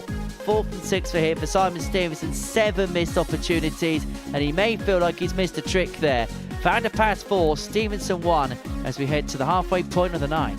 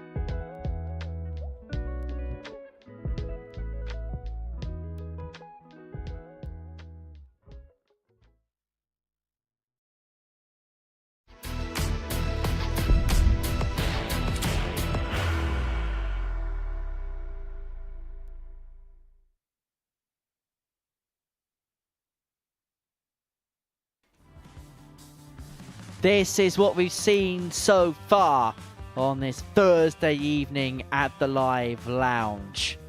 We kick things off a 4-0 win for Neil Duff against Carl Wilkinson.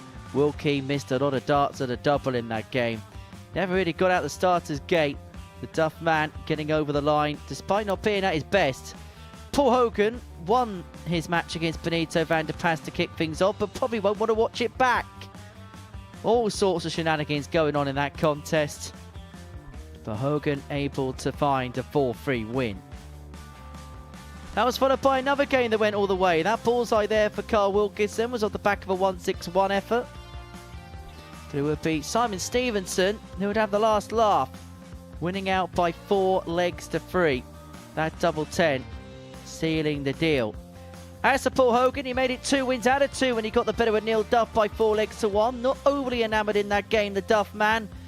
But a massive uppage in performance by 20 points for Crocodile Dundee. And before the break, Benito van der Pas with a 4-1 win against Simon Stevenson. And so it means in terms of the table, Paul Hogan leads the way. The only player still with an unblemished record in this Group B.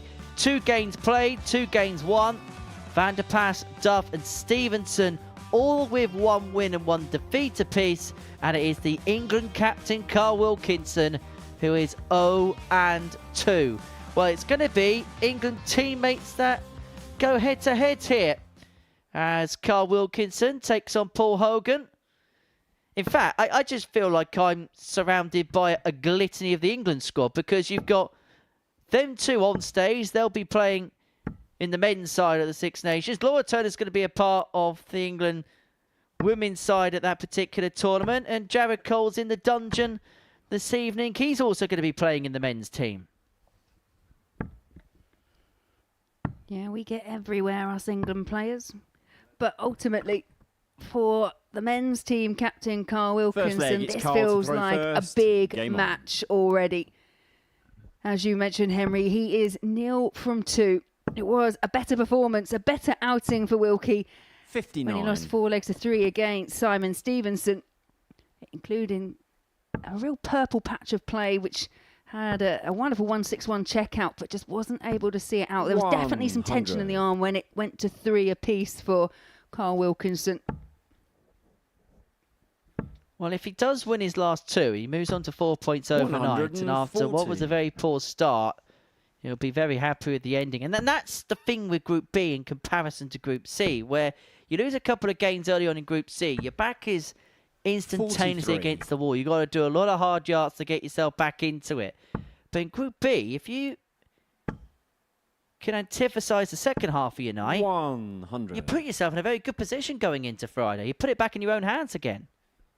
Yeah, you just want to pick up at least a couple of wins, don't you, going into the last night of action. And already we're starting to see that different players beating different people. Stevenson with that 4-1 defeat, as you mentioned, against Van der Pas. But Van der Pas lost his opening match. Hogan, the only one so far with a 100% win record. So 94.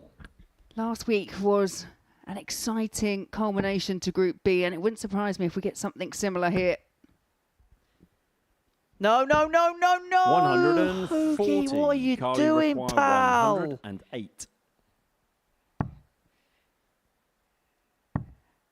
Yeah, it's another lapse in concentration 42. for Paul Hogan, who has left himself on a bogey number. Needed to switch with the last dart.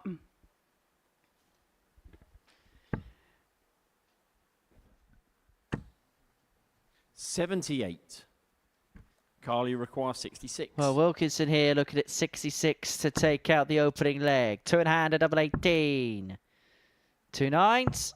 48. Doesn't go. He has Paulie missed his require fair 81. share of doubles this evening as Carl Wilkinson. And he's missed a couple to win this opening leg. Game Loves that shot route on the first 81. leg. Paul And Hogan. you can see why. More frustration for Wilkinson because Second leg, it's Paul to he throw was in first. control, especially Game on. after Paul Hogan left himself on 159. 6 darts from 108, and the England captain would have hoped to have done better. 135.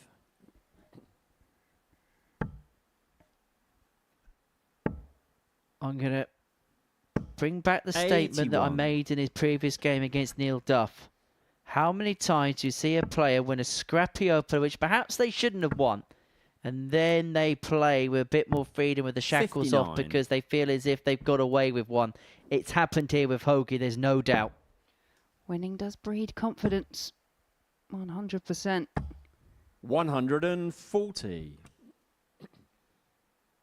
And the fact that Paul Hogan has made remarkably a few mistakes already tonight and he's still getting away with it, I think that just shows, especially in the last 101. match, he's just really finding a bit of scoring power when he needs it, and he's doing it again here on throat. 81. To quote a rather successful Dutchman, it's all about doing the right things at the right time. However, he was afforded a couple of mistakes, was Paul Hogan in his opener against Benito van der Pas. 94. Yeah, and good to see Paul Hogan just pausing before throwing that third dart just to make sure. 99. Paul, you require One's one. bitten, try shy. 112.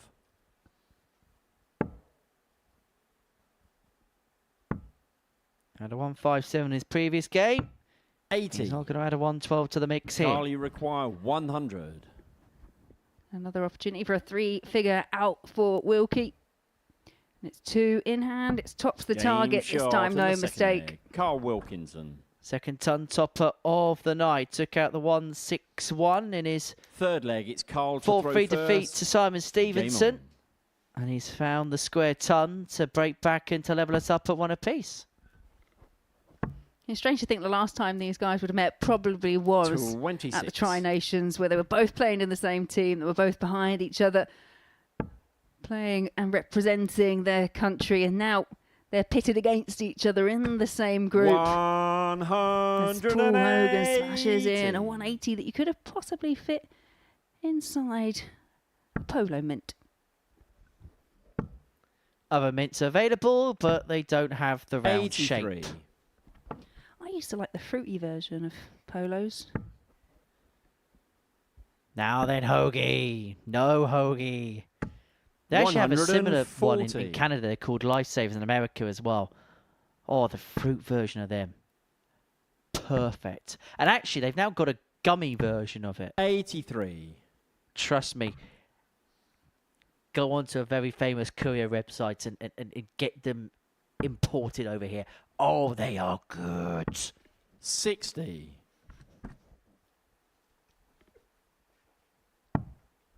All I'm saying is whoever gets me in the Secret Santa knows exactly what to get me. 164. Paul, you require 121. Brilliant visit for Carl Wilkinson to get him back in the leg, but Hoagie staring down double 14 for a 1-2-1. 107. Carl, you require 145. Another ton topper. It's not going to be a hat-trick of three-figure outs to Wilkie on this 93. occasion, but Paul, you require 14. this has got an air of trepidation about it. Now it really could get awkward for Hoagie. Double 2. 10. Opportunity for Wilkinson Carl, you presents require itself 52. again.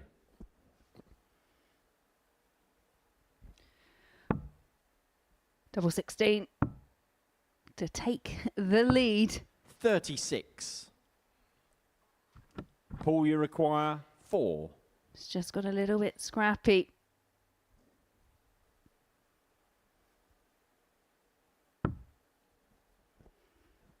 Double 1. Game No shot. and the issue with third double leg. 1, and you can Paul see what that Hogan. means to Paul Hogan. It's a break, a throw. It was a leg that he got down to a double Fourth leg, it's first. Paul to throw first. Game on. Breaking toe. And 2-1. As Hogan looks for a third consecutive win. Wins this 140. game then. Ahead of Duff's meeting with Van der Pas, he'll have a 4-point lead. Now that lead would then be residualised to 2. 140. However, second place is an irrelevance to a certain extent. It's all about the gap between him and fourth. And he can extend it all the 140. time as he just picks off win after win, point after point.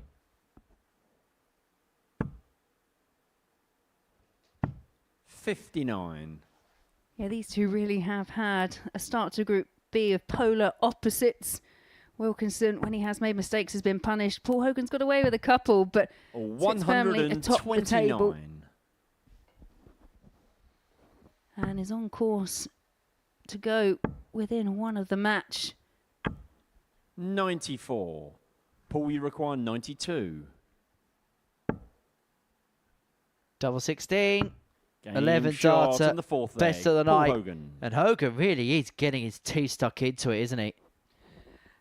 Yeah, and absolutely loving Fifth the leg, it's camaraderie Carl to between throw the two. first. Game Wilkinson on. acknowledging that 11 dart leg. He does know he's not playing for England now, Wilkie, doesn't he? 140. Trust me, all that friendship left at the side of the oche. But like any player, you 140. can celebrate good darts when you see it. 100.5 average for Hogan off the back of a 96.5 140. in his previous game against Neil Duff.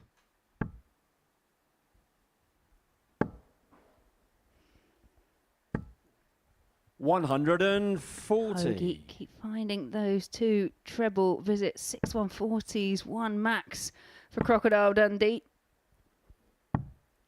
99. He really is piling on the pressure on the shoulders of Wilkinson. 83. Carl, you require 122. 1-2-2 to save the match. And he's the treble 18, unable to find, and so Hogan 90. looking at Paul, you 138 require 138. to get it wrapped up. Well, he started peering his eyes down the bottom of the board and then decided to change tack and head upstairs there. 60. Yeah, sometimes when you Carl, you change your require mind right at the 32. split second, it does not have the desired effect, but it is an opportunity Game for shot on Wilkinson. the He fifth leg. draws it back Carl between Wilkinson. within one leg. Sixth leg, it's Paul to throw Hogan first. with an 11 Game darter, and it was a 13 darter in response by Carl Wilkinson. Quality tight darts, on. as expected. 140. But there is no let up from Paul Hogan. Yeah, there you see the power pack. 8 140 or 130 plus visits for Paul Hogan, 1 maximum. It's been very consistent at a high level. Well, this is the leg that Paul Hogan's worked 140. towards. Back-to-back 140s here, but having got that breaker throw, he always knew that this thick leg was always going to be key. It's the one where he has the darts to win this game, 58. and he's going to be in a position where he can set things up to do exactly that.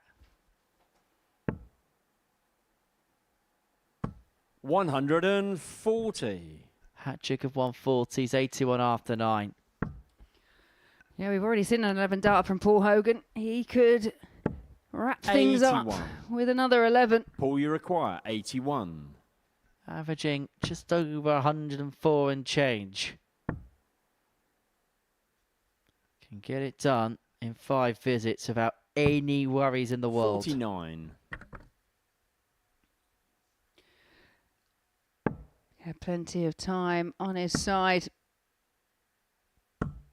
92. And so Paul, you this to require get the job done 32. for 2, and this for a third consecutive victory for Crocodile Dundee. 88. Game. Shot. That is a And the hat-trick match. of wins for Paul Hogan. After an opening performance which wasn't his best, he's very much finding his best. That an average of 101.02, the best we've seen from any player at any point today. That's the turn of the tape. Hogan running out a 4-2 winner. Carl Wilkinson his best performance of the night, but it still wasn't good enough. Coming up next, Neil Duff takes on Benito van der Pas.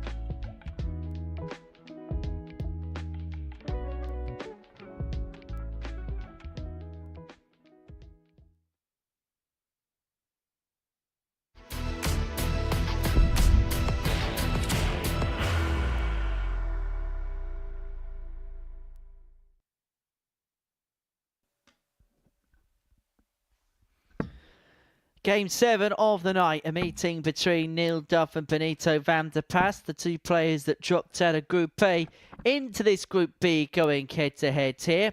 Before the break, we saw the performance of the night from Paul Hogan, average of 101.02 en route to a 4-2 win over Carl Wilkinson. And so Hogan, 3 out of 3, 6 points to his name. The winner of this will close to within 2 points of Crocodile Dundee, both having lost to Paul Hogan tonight. Van der Pas had his opportunities to put him away. For Neil Duff, he was hit by that 157 pile driver and was never really able to recover since. And so, having licked his wounds, and he has had a couple of games off, he goes again and he kicks off a match, and just looking at his facial expressions, he is locked in. Yeah, this is the fourth meeting between the pair this week. 2-1 in terms of head-to-heads in favour of Neil Duff, but Benito van der Pas has inflicted the only 4-0 defeat over Neil Duff this week, back on Tuesday.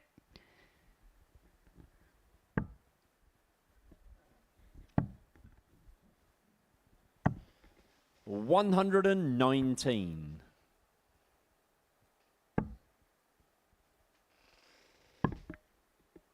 What a leg this is. 123. 58 left after 9. The Duff man has come out with an instant 59. impact. Nearly require 58. Well, you did say in that previous match, don't poke the bear.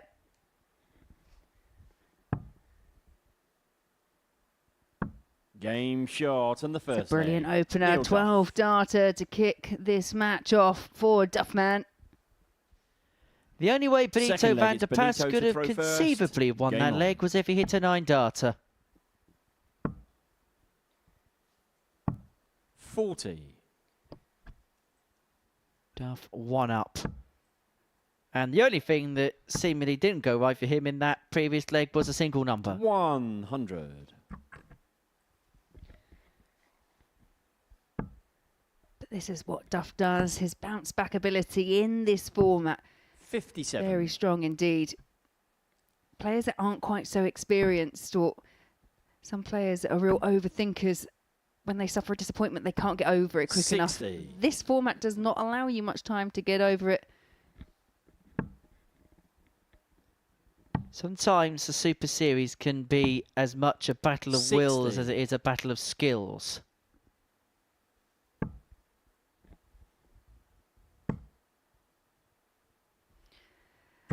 A nice 85. bit of poetry on the Friday evening there, Henry.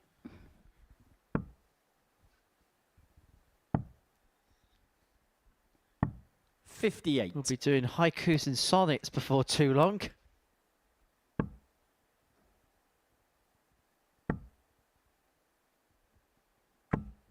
$45.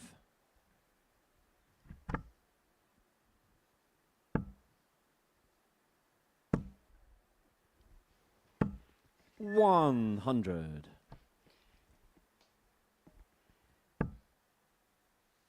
Oh, Neil Duff with a chance here to leave himself on a finish when he returns. 140. And it is a big visit from Duff. Not quite the epic 12 darter that we saw in the first, 82. but still down to a Nearly 2-dot checkout requires after 71. 15.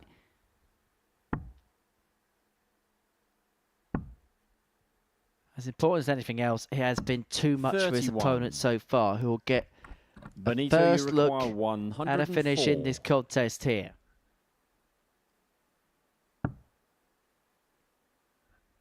He's going to look at Tots, gets the first one. 64. But unable to Nearly find the require second. 40. Yeah, probably just that rush of adrenaline in the arm of Van der Pas. Game shot and the second leg. Neil Duff. No such mistake from Neil Duff. Not quite the Third leg, it's Neil to throw first. fireworks Game of on. leg 1, but good enough to break the throw and lead 2-0. 140. Every now and then, Neil Duff puts in a performance which makes you stand up and take note. I get the sense this could well be one of them. 134. It's probably a combination of factors, isn't it, as well, for Neil Duff? That disappointment of losing 4 legs to 1 to Paul Hogan, then seeing Paul Hogan back up the win with 60. another one against Carl Wilkinson in the previous match. Hoagie just stretching away at the top.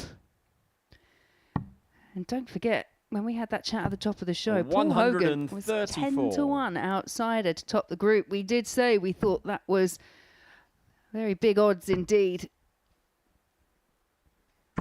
Just put my Billy Leonard a little bit early on this afternoon, was 28 to 1 outsider with a 6. And I know he didn't top the table overnight, but those 135 elusive odds were made to look rather silly.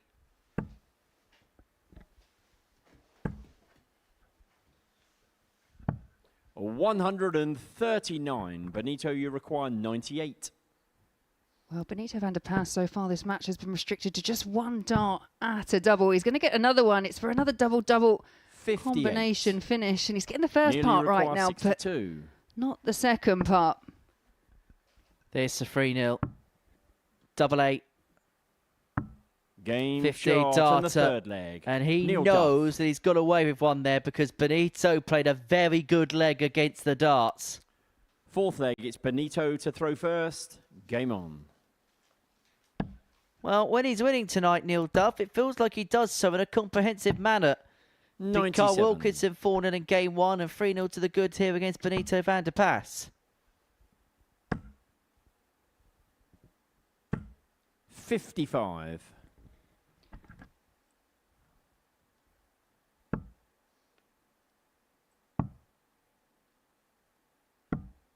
$57.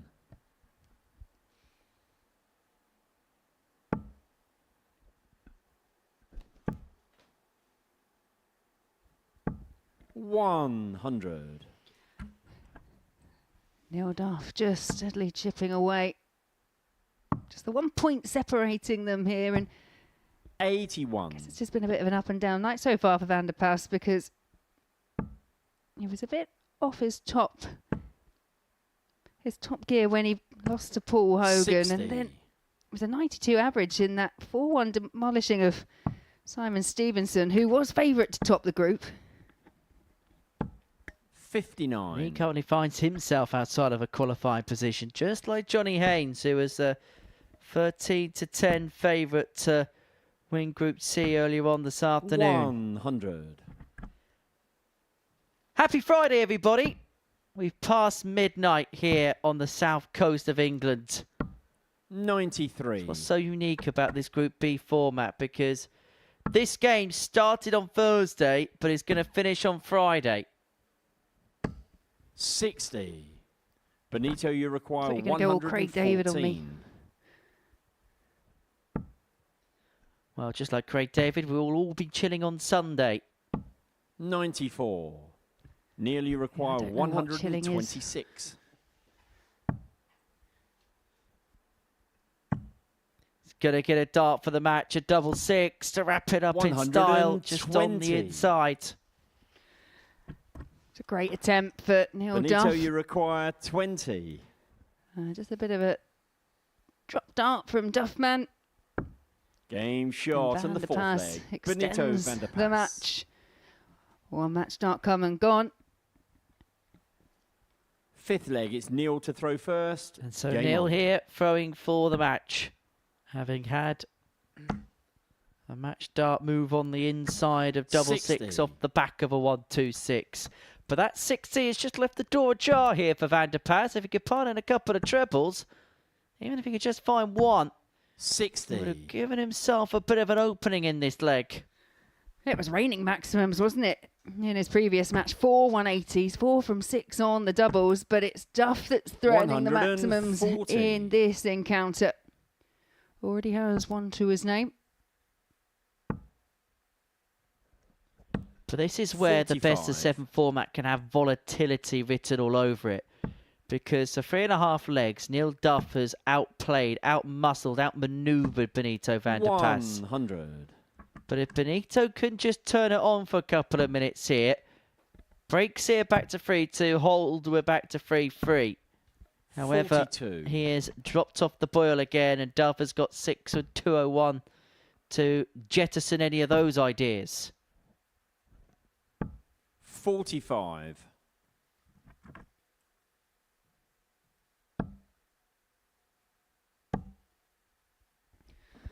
But once again, 100. Duff in a commanding Nearly position. 156. Down to a finish after a dozen darts. Now one of them would have been some way to have got the job done, 100. but he will come back for a couple of match darts when he comes back. May get 2 visits worth of match darts potentially. Van der Pas needs to find a big treble. 100. Picks it off with the last. There's a Nearly long-range 56. finish on the horizon for Van der Pas if he gets back to the Oki. But it's tops for Duff, and shot, tops is and the found. The match. 56 Neil checkout, Duff. sealing a 4-1 win for Duff, man. A great way to bounce back after the disappointment of losing his last match. And that puts him now on 2 wins out of 3.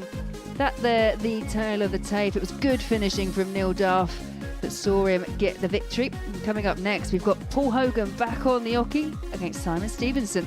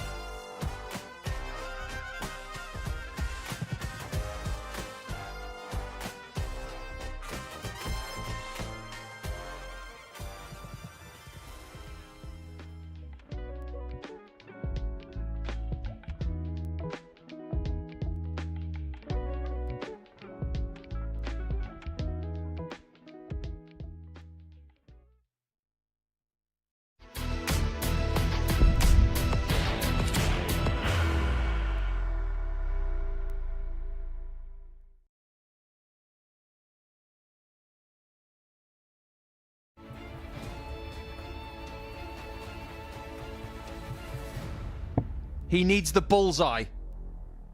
Oh my word! How has he done that? Tops. What a start! from 3-0 down. He now has 2 darts. Only needs 1.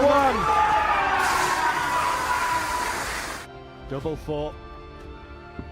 And it's Scarborough supremacy here at the Modus Super Series, and that's how much it means to Graham Usher.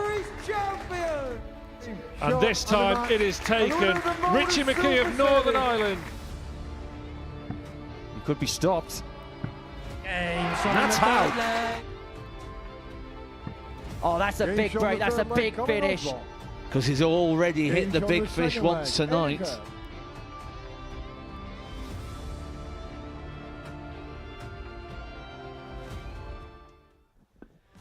Two Wizards, 1 week, and 1 exciting Group B. Simon Whitlock and Colin Osborne will be duking it out. Group A, we're going to see Aidan Kirk, former weekly winner here, alongside Henry Coates and Graham Usher. Bradley van der Velden in there as well. Looking forward to seeing him on debut here. And we've got Richard McKee back here in Group C. Looking forward to that Monday, 9:30 a.m. on Pluto TV. Before the break, Neil Duff got the better of Benito van der Pas by 4 legs to 1.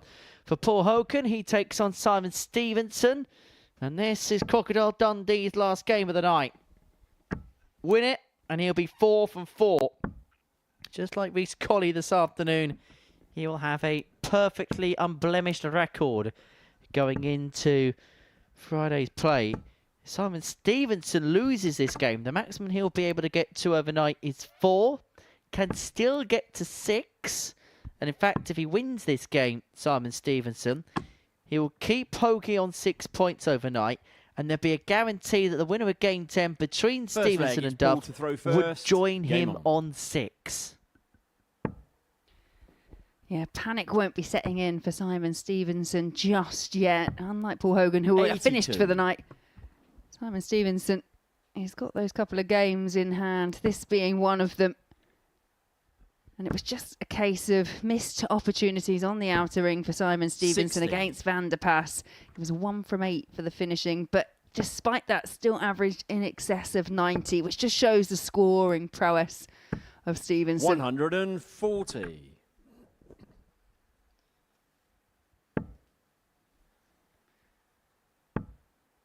And this could be a real challenge for Paul Hogan, 60. but Paul has looked. If you take that first game out, which was a little bit edgy, we should say, just stumbled across the line against Van der Pas. Since then, has 60. not looked back. But the important thing is he won that game, even when he wasn't playing at the best of his ability. But has backed it up well. 55. Averages of 96.62 and 101.02 have followed. 47. And barring a max here for Stevenson, should get 6 to win this opening leg. 140. And it is 6 darts, but Stevenson just tapping him on the shoulder. 100. Ton leaves him on 72. Stevenson needs to find something similar. Probably realistically needs 2 trebles here. Doesn't like the lie of that first dart, very close to the treble 20 58. and can't adjust. Paul, you require 72. And so 72 here to get Hogan up and running. Double top. Now that was precariously low. 32. However, I suppose the one good thing about Simon, you require 128. nearing the bust is the fact that it opens up the top's target. It's a difficulty with 128. When you hit that first treble, you need another. To a certain extent, you're almost punished for hitting the treble Paul, with the first require dart. 40. Game shot and the first leg. Oh, Paul Hogan. Suitably punishing. Second leg, it's Simon to throw first. Julia obliging, leading 1-0. Yeah, Stevenson could find himself in a bit of trouble going into tomorrow, because if he doesn't get a win here 95. over Paul Hogan, his last match of the evening is against Neil Duff. And Duff, man, was not messing around in that last match. A 4-1 victory over Benito van der Pas.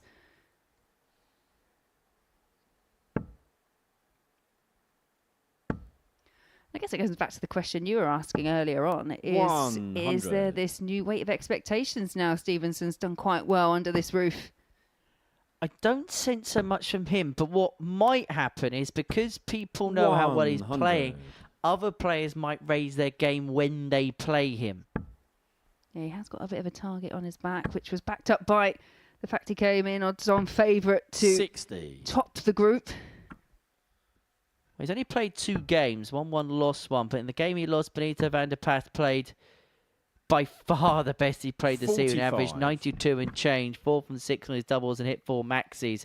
Wasn't too much really that Stevenson could have done in that contest. Okay, he missed 7 darts and a double, but 55. Ray van der Pas was going about his business. It would have been a rather uphill task for him to have won that game against the pro. 60.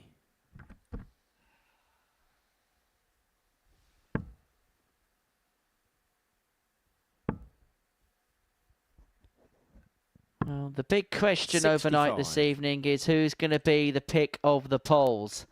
At the moment, Paul Hogan is the man in the leader's chair.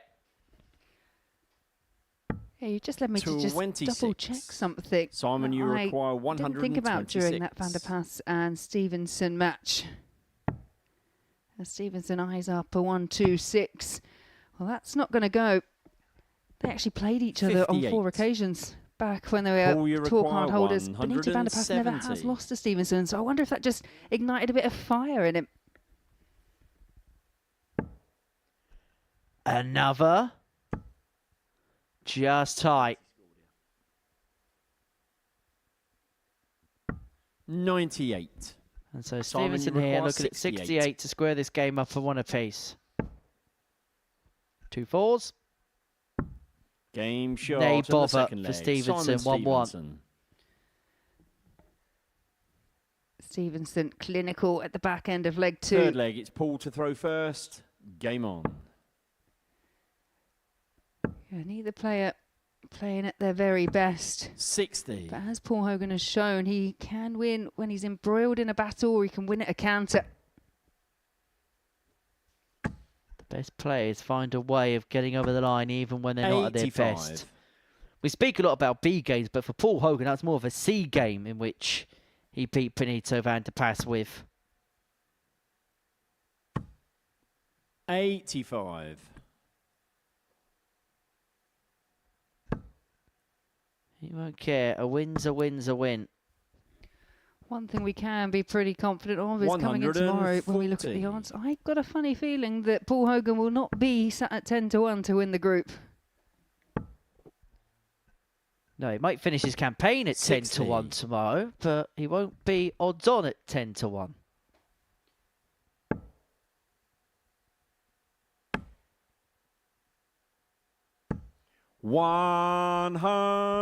Maximum number 1 goes the way of Stevenson.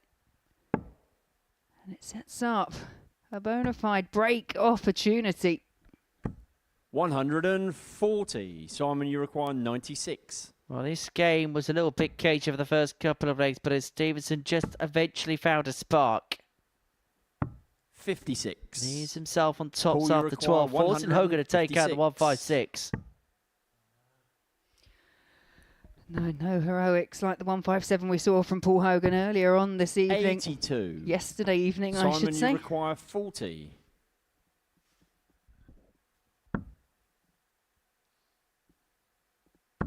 Game shot and the third leg. Data. Simon Stevenson. Best leg of the game so far. Stevenson gets his nose in front. 2-1.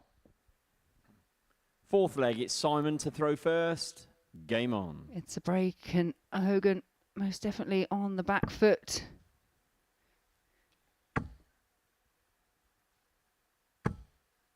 $100. Crocodile Dundee with his tail between his legs. 99. Which I can imagine be quite difficult for a crocodile to do. Think about their little little feet and their big tail. That'd be quite a difficult task. I mean, we do have 60. comms cam, and I think that would have been a perfect moment to have shown everyone exactly you miming how a crocodile might move. Our replay operator is 81. scrolling back through the footage. I've been very happily informed we don't have comms cam on the replay machine. And don't you think about doing it either. 100.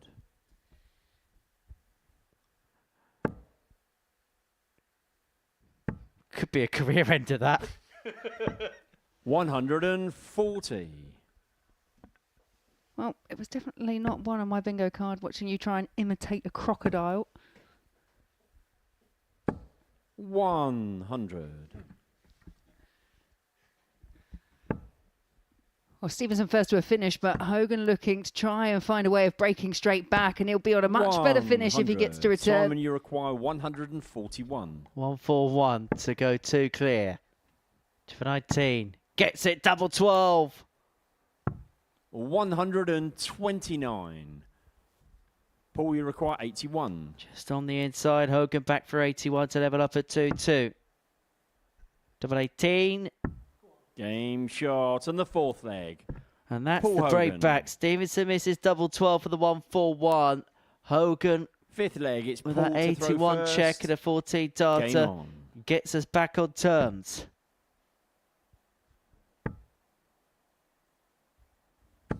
$100. Well, that's a break back, and he knows that's a pinch. With a peach of a finish. 100.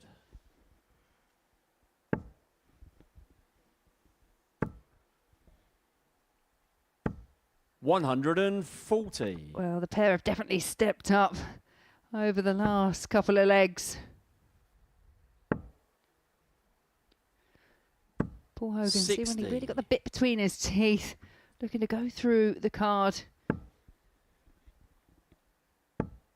And the last couple of legs, you have to say, 140. Paul's shopping for trebles rather successfully.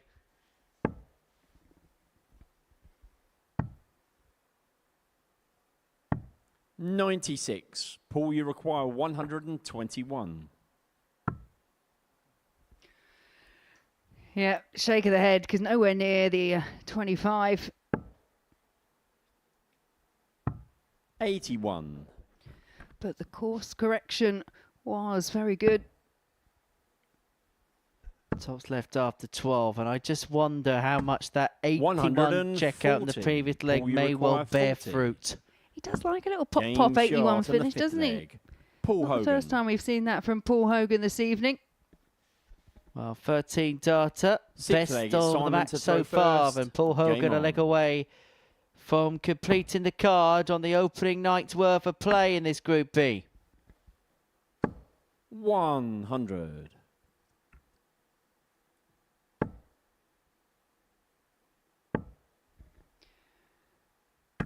180. Paul Hogan, a bit like Reece Colley in Group C in the afternoon session. For me, has most definitely been the player of the evening. 140. Questionable, undebatable. And he may well... Okay, no, he won't. He won't. 81. It's a reason we don't say something after 4 darts, Henners.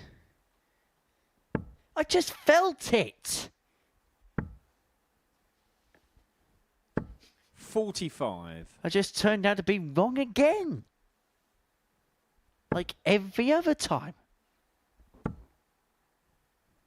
In the context of this match, I mean... 180. 180, weight 81, 180. Paul Hogan down to 2 dart finish after just 9 darts thrown. And this is for the completion of the 100. card. Paul, you require 4 60. victories out of 4 matches. The first game might have been scrappy, but for the rest of the shot, night, Paul and the Hogan match. has Paul been Hogan. at his brilliant best. He's wrapped it up with an 11 darter and 3 performances back to back to back, which was of champion quality. It's a full complement of 4 for Paul Hogan. He beat Simon Stevenson by 4 legs to 2. He completes the card. I'm going to head downstairs and have a little chat with him on the other side of this short break.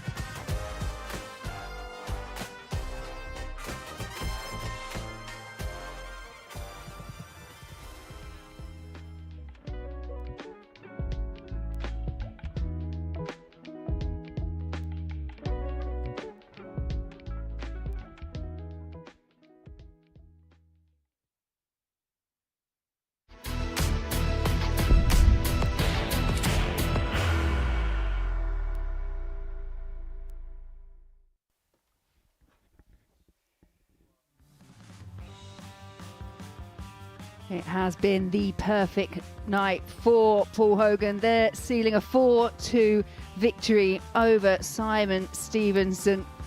Delight for Paul Hogan, who has been the performer of the night. And this is the table. They're confirming Paul Hogan at the top, 4 wins from 4. The other remaining 4 players, they all have 1 game left to go to see off their first night in Group B. Neil Duff in second with 4 points, Benito van der Pas, Simon Stevenson just with the solitary win, and Carl Wilkinson still looking for that win. Well, Henry has popped down to see Paul Hogan, who is top of the table. Paul, many congratulations. It was a bit of a scrappy one to open up with against Benito, but once you found your stride, there were some really good bits in there. Yeah, I mean, first game I was nervous. You know, once I got that game over, I'd take a scrappy game. I'd take that. But yeah, I picked my game up and I played really well. What in particular clicked, particularly in that middle portion of the night? Well,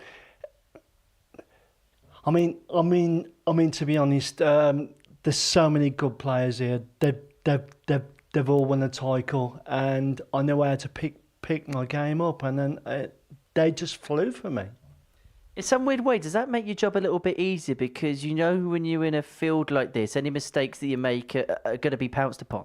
Oh yeah, definitely. I mean, you know, you got the class of Neil Duff, Carl Wilkinson, and you know, I just thought, just play your own game, just play your own flowing game, and they went in for me, and so I'm really happy.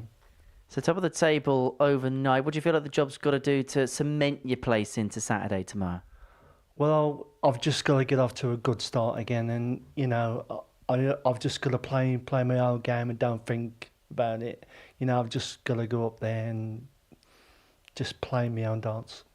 Well, many congratulations tonight. We'll see you again tomorrow. Paul, well done. Thanks, Henry. Cheers. Cheers, mate. Yeah, good to hear from our table topper, Paul Hogan, who knows, he's had a solid night. Good performances all round, but still maybe a little bit of work to do just to make sure that he's definitely through to Saturday. But all looking good for Crocodile Dundee. But it's quite the opposite story for the England captain, Carl Wilkinson, who is looking for his first win of the evening and taking on Benito van der Pas, who has picked up a win. It was a very solid performance in his win, his 4-1 win over Simon Stevenson. But did fall by the same scoreline to Neil Duff in his last outing. So we wait to see what this match has to offer as Van der Pas kicks off with a max.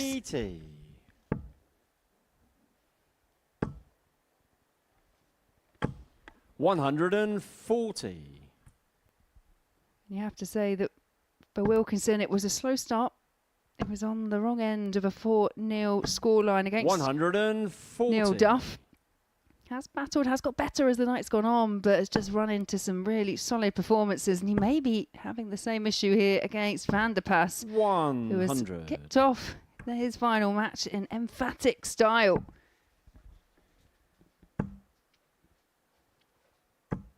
55. 45, sorry.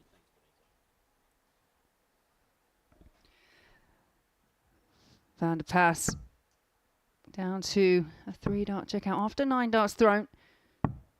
42.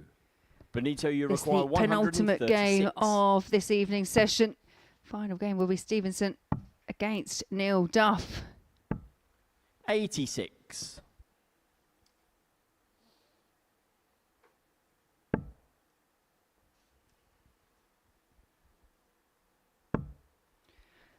Wilkinson looking to 99. pile on a bit Benito, of pressure. you require 50. But it's Van der Pas. Well, he's missed the single number, has to spurn a dart here. It's double 16 for the 18. opening leg, and Wilkinson, by way of hitting that 99, has left 120. himself on a staple 120 finish.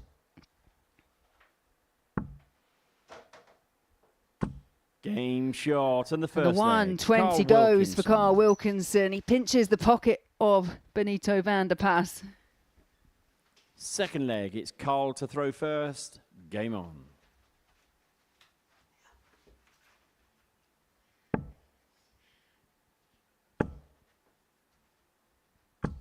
$100.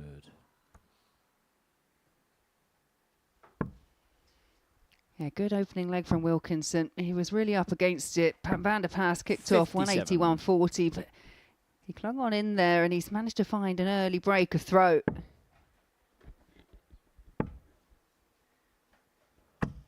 $60.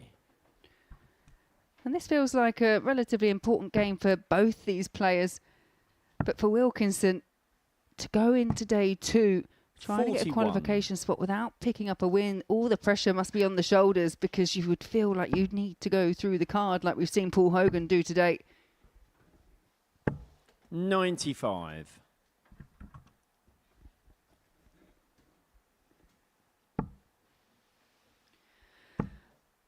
Well, I'm pleased to say that Henry has hot-footed it back. 140.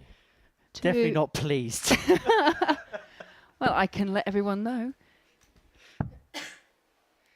Yeah, good 120 finish that from Wilkie with leg 82. one, the third ton topper of his night.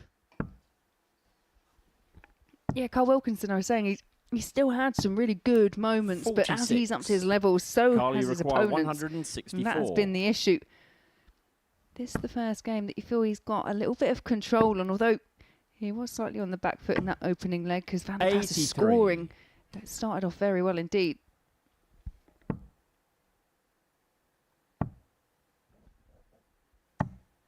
$119. Carl, you require 81. I think so, yeah. Yeah, 7 score, Carl. Well, we saw a mistake from Van der Paas that allowed Carl Wilkinson the opportunity at the 120. It's a mistake now from Wilkinson. Van der Paas looking to punish. It's double 19. 60.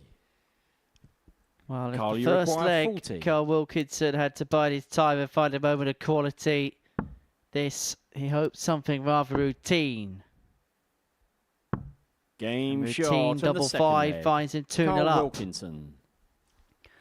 I bet that would have felt anything but routine when you start chasing that double Third around leg, the board. it's Benito to throw first. And particularly the predicament he finds himself in as well.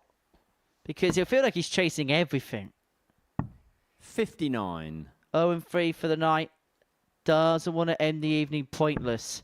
In some ways, actually, this is a good result for Paul Hogan if Carl Wilkinson wins, because 100. it simplifies his task going into Friday, because he knows that 1 win and that is enough. Because if Carl Wilkinson stays on 0 points, there's still a possibility that 4 players can 96. finish up on 10 points in the group. And whilst yes, he has a chunky lead in terms of his legs difference now, if he's only win 1 game tomorrow and he gets beaten heavily a couple of times, well, 41. things could begin to differ. Yeah, as we know, anything can happen, and probably has happened here at the Live Lounge in Portsmouth. Still never seen that group where everyone ends on 8 points. Come close a couple of times, but we've never seen it happen. 85. Not here, nor at the oldie livey leaguey.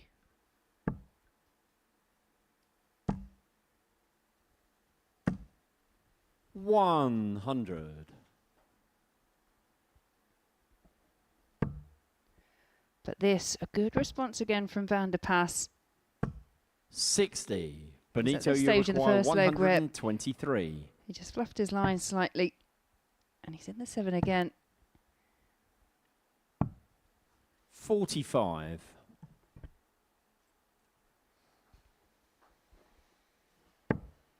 Yeah, it's that bit of setup play perhaps for Van der Paas that in this match in particular 100.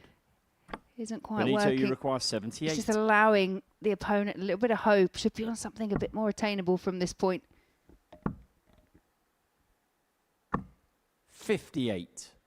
Carl, you require 100. As you can see, Dart One was a real blocker, collided off of it and then dragged low. Can Wilkie find another ton topper? Unable to add the 115 to the 120 he's already accrued in this game. Benito, you require 20. Van der Paas to get himself into the game.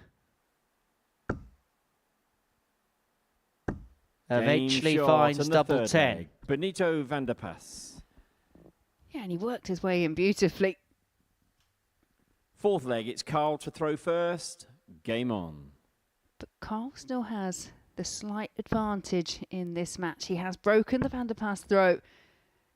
He can hold here. 100. He'll put himself within 1 of his first points of his Group B campaign.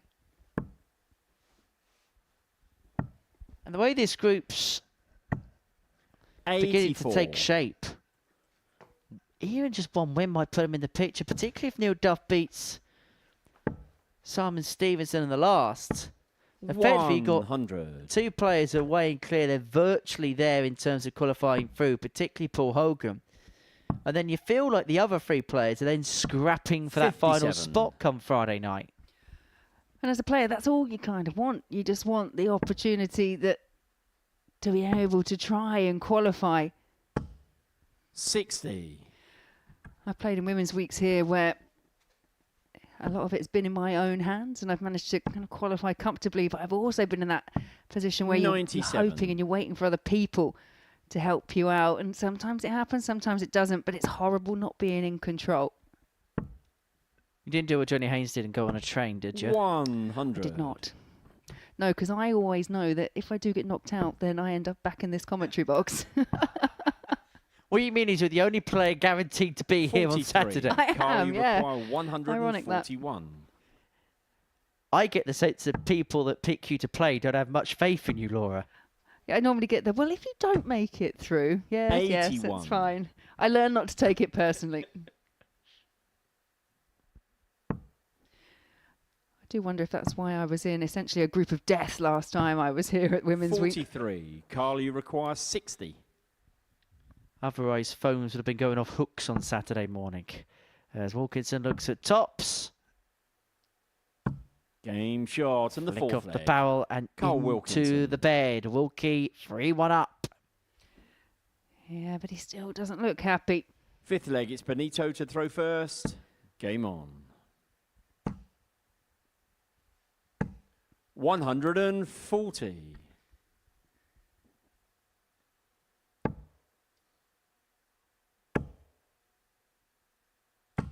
$100.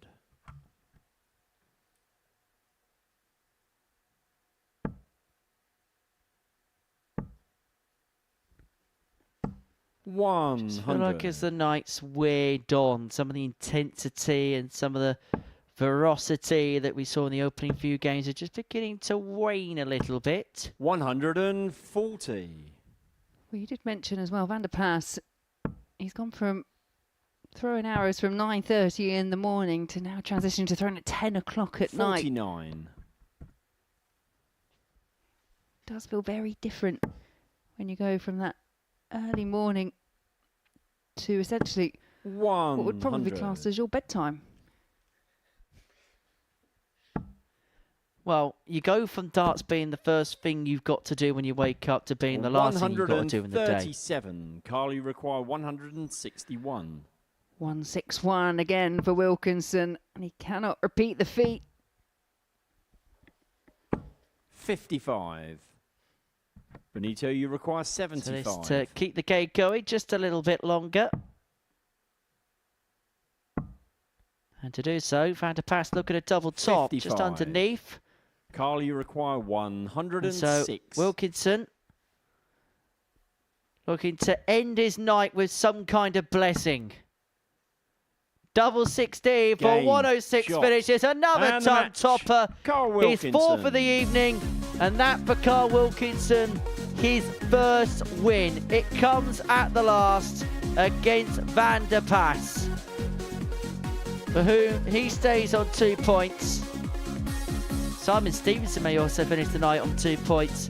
For Neil Duff, he's got an opportunity to move clear of the rest of the table if he can beat the Mirror Man. And that's coming up on the other side of this commercialised interlude.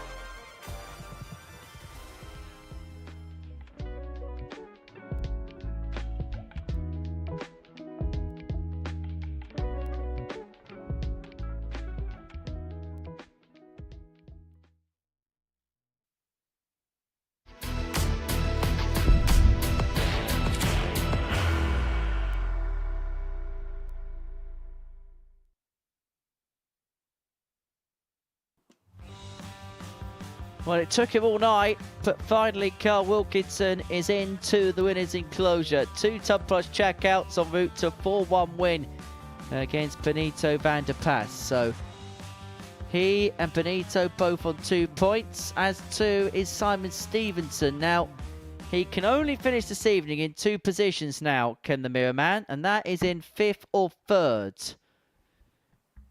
And that is because we've got 3 players tied on 2 points minus 4 legs difference. In matter of fact, if he wins this game by 4 legs to nil, tell a lie, he can actually move up to 2nd because Neil Duff's on plus 4 legs difference. But the same point applies. Wins it, he's in a qualified position. Loses it, he's going to find himself a foot at the bottom of the pile. And it'll be the 2nd session in succession. Yeah, that makes sense. It does make sense. I'm having a conversation with myself, and I'm now broadcasting it live on air. Let's just move on. It'd be the 2nd time in as many sessions that the player who led the betting would find themselves cut adrift of a qualifying position. Yeah, easy for you to say, First Henry. leg, Simon to throw we first. have got to that point in Game the on. evening. Last match for the first session of Group B, and I agree. I think it's interesting. Stevenson came in as a real fancied player to top the group, and things just have not gone his way. Started off well, edged out Wilkinson 4 legs to 3 in his opening match, but then subsequently lost the next couple. 140. The issue for me, more than anything else, especially in that Van der Pas match, is the finishing.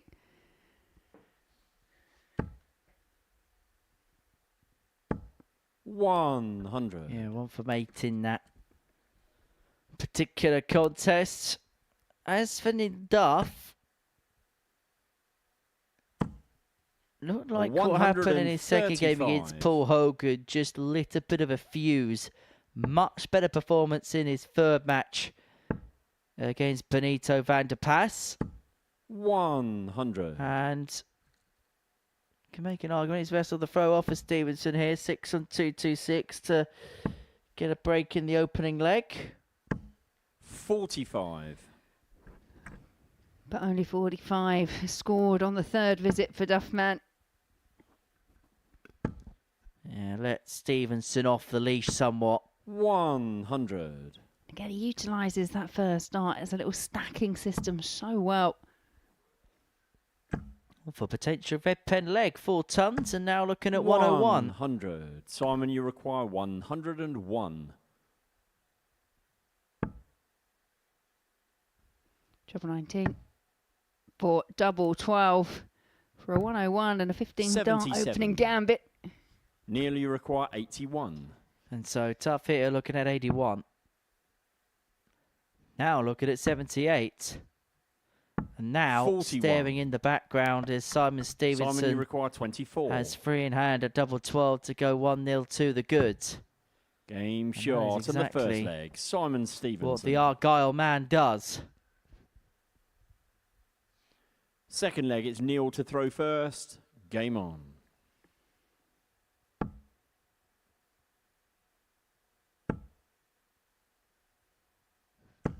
Dockyard City is Plymouth. In fact, there's a little bit of an old-fashioned rivalry between this city and Plymouth as to the 100. biggest dock in the UK. All rather playful banter. 140. Let's have a look at both players' darts as they fly through the air, shall we? You can see they land pretty flat in the board. And there's that stacking system that I was saying, how he just slides a dart over the top. 100. See, and the way that second dart landed, you would have thought that was awkward for Duff. But again, there's that trust in the darts and the throw that you understand. 140. Well, both players are 161 after 9, but Duff with the throw with first poke. Most certainly has been the number of the night, 161. 45. Well, it's 238 this Simon, afternoon. You require 161.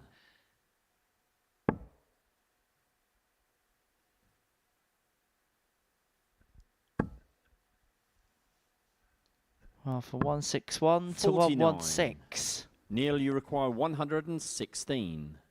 And he's going to get a dart, a double top to level Game up. shot And and that, second the leg. first Neil free Duff. figure out of the night for Neil Duff. Yeah, Third leg, it's Stevenson Simon to throw first. disappointed Game that on. he didn't make more of the 161. He threatened it in a match earlier against Carl Wilkinson, missed out by the narrowest of margins on the ball. Would I be fair 84. in saying that at times it's felt like hard work this evening for Neil Duff? Yeah, he doesn't always make it plain sailing for himself. Anyway, he just manages to find a way. 140. You just look at how he managed to get into Group B.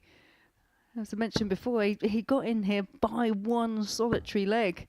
That assigned Johnny Haynes into Group C. 60. He knows the format so well, and he's so comfortable when he comes here. He just seems to find a way. 140. How many times have we said over the course of the last 4 years or so, these qualification groups, it's just 40. about getting through, and then on Saturday finding your way, finding your peak at the perfect time. Yeah, and that's what Duff seems to be able to manage. 6-time 40. weekly winner, one on the specials week as well. Yeah, and that raise of the eyes from Stevenson as Duff levelled it up at 1 apiece. 85. Well, Duff against throw, just beginning to get his teeth stuck into things. There's a real sense of feeling here that Neil Duff's beginning to put his foot on the pedal, and Stevenson has not been able to join as of yet. Yeah, he looked visibly annoyed by losing 4 legs to 1 against Hogan. Nearly There was that key required moment in the match, the 157 from Hogan, that just changed the dynamic of the game. But I think it changed something in Neil Duff as Game well as he shot and the third stretches leg. into a Neil 2-1 Duff. lead. 14 dart breaker throw for the Duff man. Fourth leg, it's Neil to throw first. And Simon Game on. Stevenson seemingly getting hot under the collar. Now, it is hot on that stage. I had a little walk around the 140. auditorium earlier on this evening, and it is roasting. I remember, of course, there was a session earlier on today, so the lights would have been on from that. And when we get to this time of the year where the 100. weather begins to brighten up, playing in Group B can sometimes be an arduous task. Yeah, you have to recall that for Simon 95. Stevenson, he only made his debut here at the Live Lounge in the last series, and that was towards the tail end. 140. Comes with expectation because he did so well on his first week. But how often have we seen it that a player comes here, does very well on debut, and then doesn't necessarily always manage to back it up straight after? 99. And ultimately, that's what separates the good from the great, is doing it on a repetitive basis, time in, time out. But that was great. 180. It's really asked the question here, Neil Duff. Potential break back. He's left himself on 81 after 9. And just when it looked like Neil Duff was beginning to motor, 45. he could well be pegged back to 2 Simon, you apiece. require 81. Quick glance over to the score. Treble 12 foul for double 13. 68. Neil, you require 122.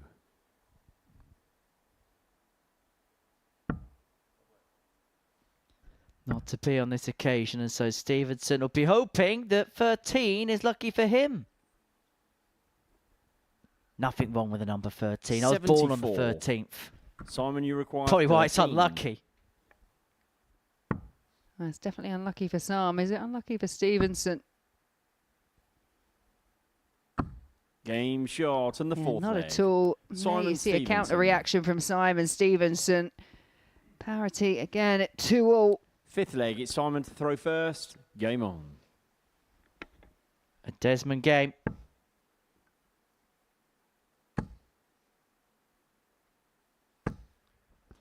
Well, we've got a maximum of 3 more legs to be played tonight. 140. Who could put themselves in the driving seat as we head for home? Who can just beaver away and just grind something out? Just find that bit of star quality towards the end. 60.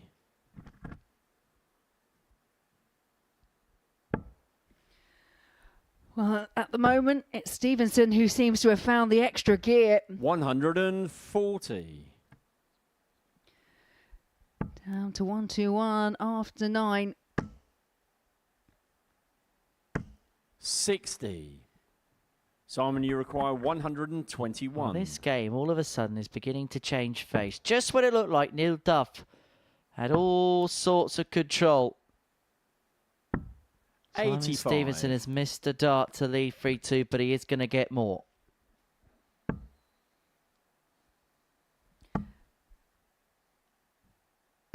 It may only be 3 more. 140. Simon, you require 36. 140 from Duff. Leaves him within finishing Game range, shot but on the 5th leg. Stevenson polishes Simon off the leg, Stevenson. goes within one of the match. This game has really back and forth between the two. 6th leg, it's Neil Yeah, to it's throw not as if first. Neil Duff's done much Game wrong. on. Simon Stevenson's really put his foot on the pedal. 95. He felt like Duff was really bossing the early stages of this match, but Stevenson, true to form, just starting to find those big power scores and maybe finding another maximum number 2 for Stevenson. 180. He's really began to rally. 14 followed by a 13 to turn a 2-1 deficit into a 3-2 55. lead. Neil wise up.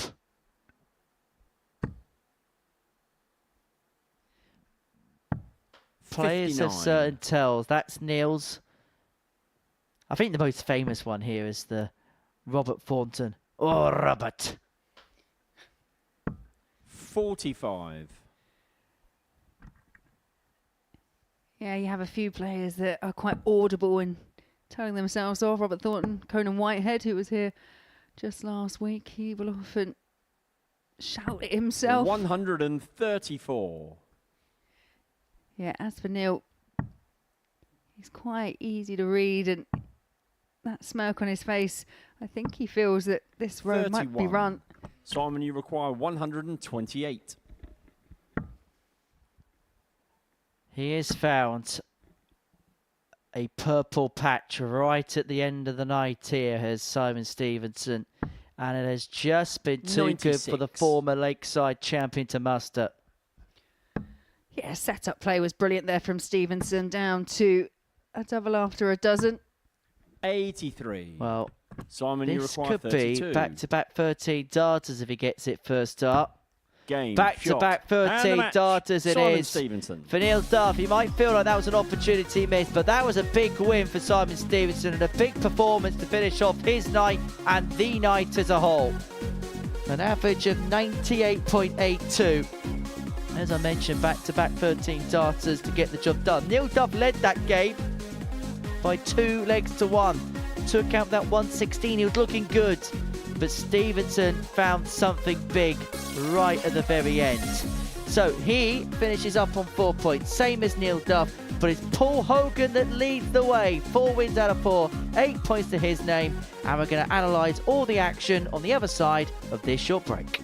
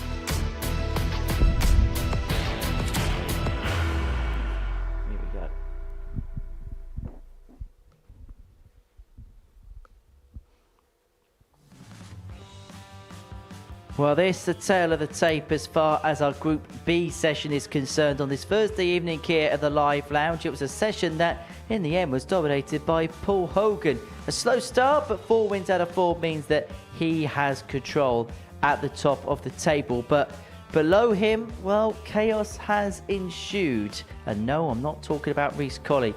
Neil Duff and Simon Stevenson both on 4 points in second and third respectively, whilst Carl Wilkinson and Benito van der Pas are level on every metric. And when I mean every metric, I mean every metric. 2 points apiece, minus 4 legs difference apiece, 9 legs one apiece. They're tied on everything going into Friday's play here in Group B, which has been watched on this Thursday evening by Laura Turner. She joins us here in the Pluto TV studio to analyse what we've seen. And it was a night that was all about Paul Hogan in the end. It was a scrappy opener against Benito van der Pas, but once he found his feet, there really was no stopping him. Yeah, I think it set the tone for the rest of the night for Paul Hogan, because he said when he spoke to you, he felt a bit nervous, a bit edgy going into that first match, which is always understandable. This means a lot to the players that come here.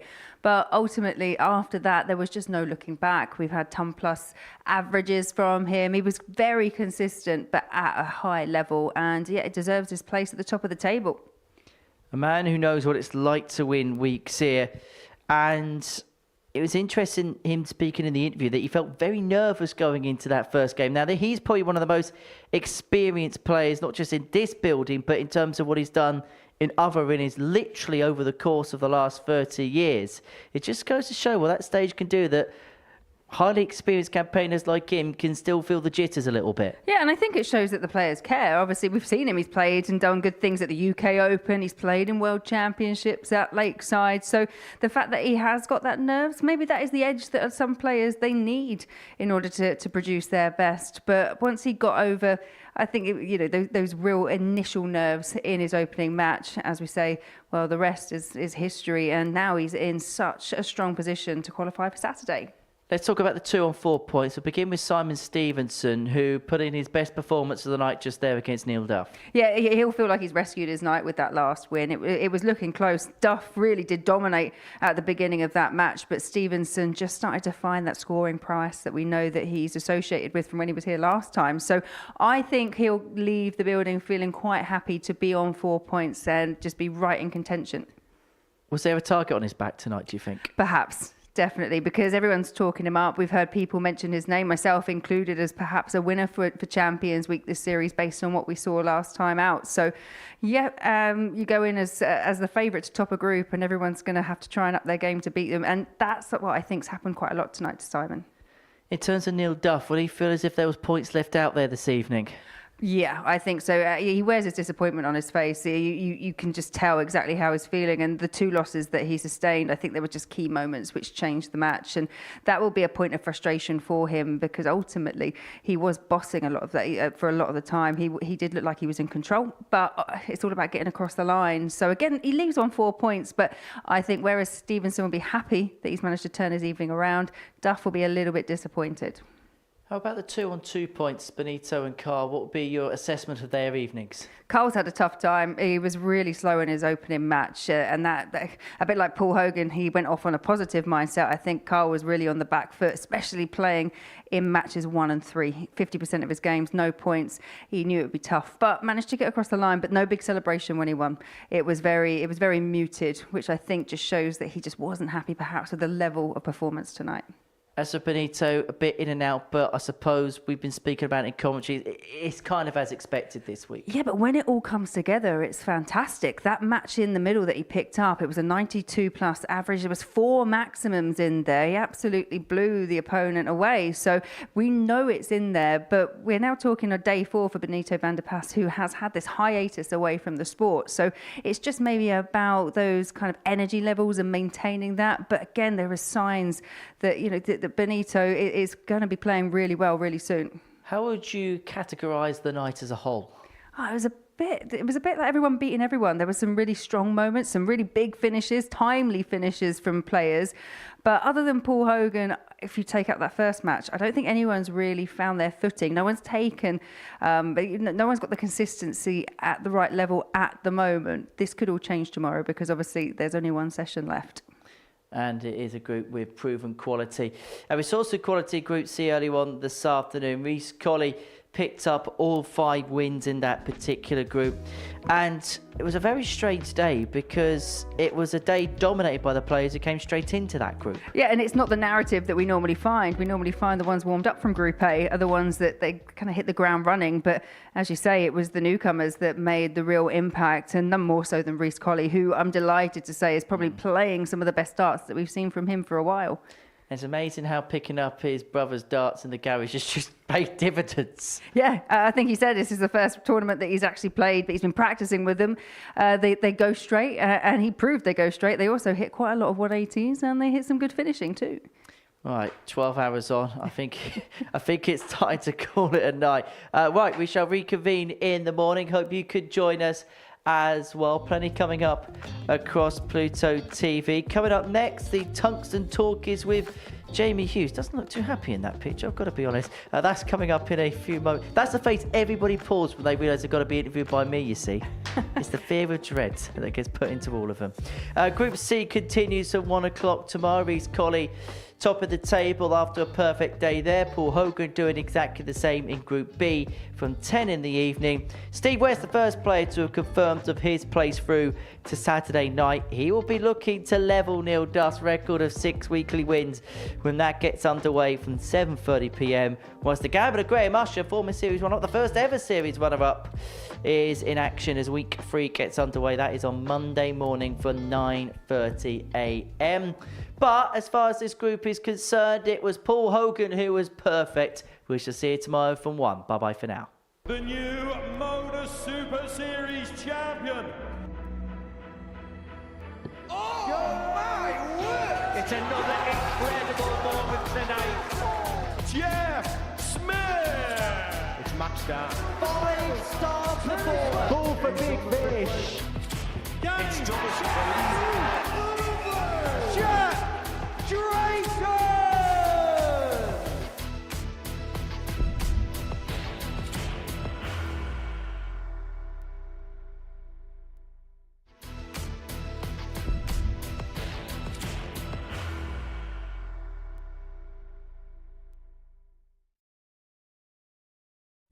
He will be disappointed with that. He wanted to have Graham one dart. requires 20.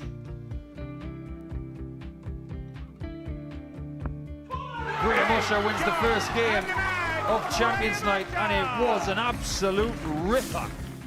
He hit one of them on tops. He missed one on double 12. Which one is it? It's the hit. Outside opportunity for Andy Hamilton. Van der Velde should be getting a match start again here. He's already had one. Mr. Dart at tops for the match to win 4-1. And the Dart at double 16 gets the job done there for Jorgen van der Velde. He gets over the line with a 4-2-6. Did he go for tops or did he just overshoot the single? Jimmy doesn't care. Jimmy just looks to eat this up to make the semi-finals for the second time. Adam Kaplas has been eliminated.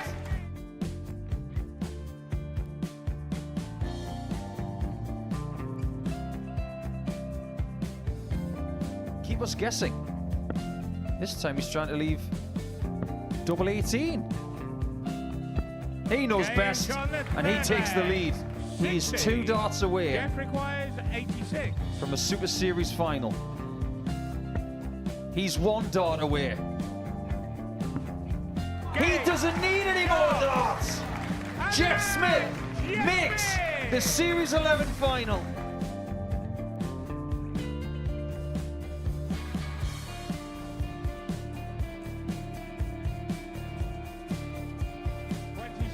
Is Usher losing his cool a little bit here?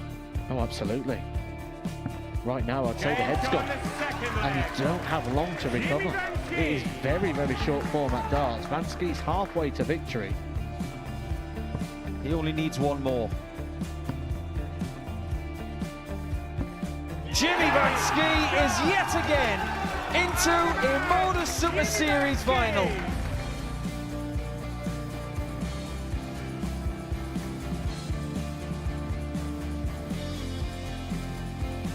Flashback vibes. Can Jimmy Van Ski do the same? Just needs the one treble here on the 19s. Finds it.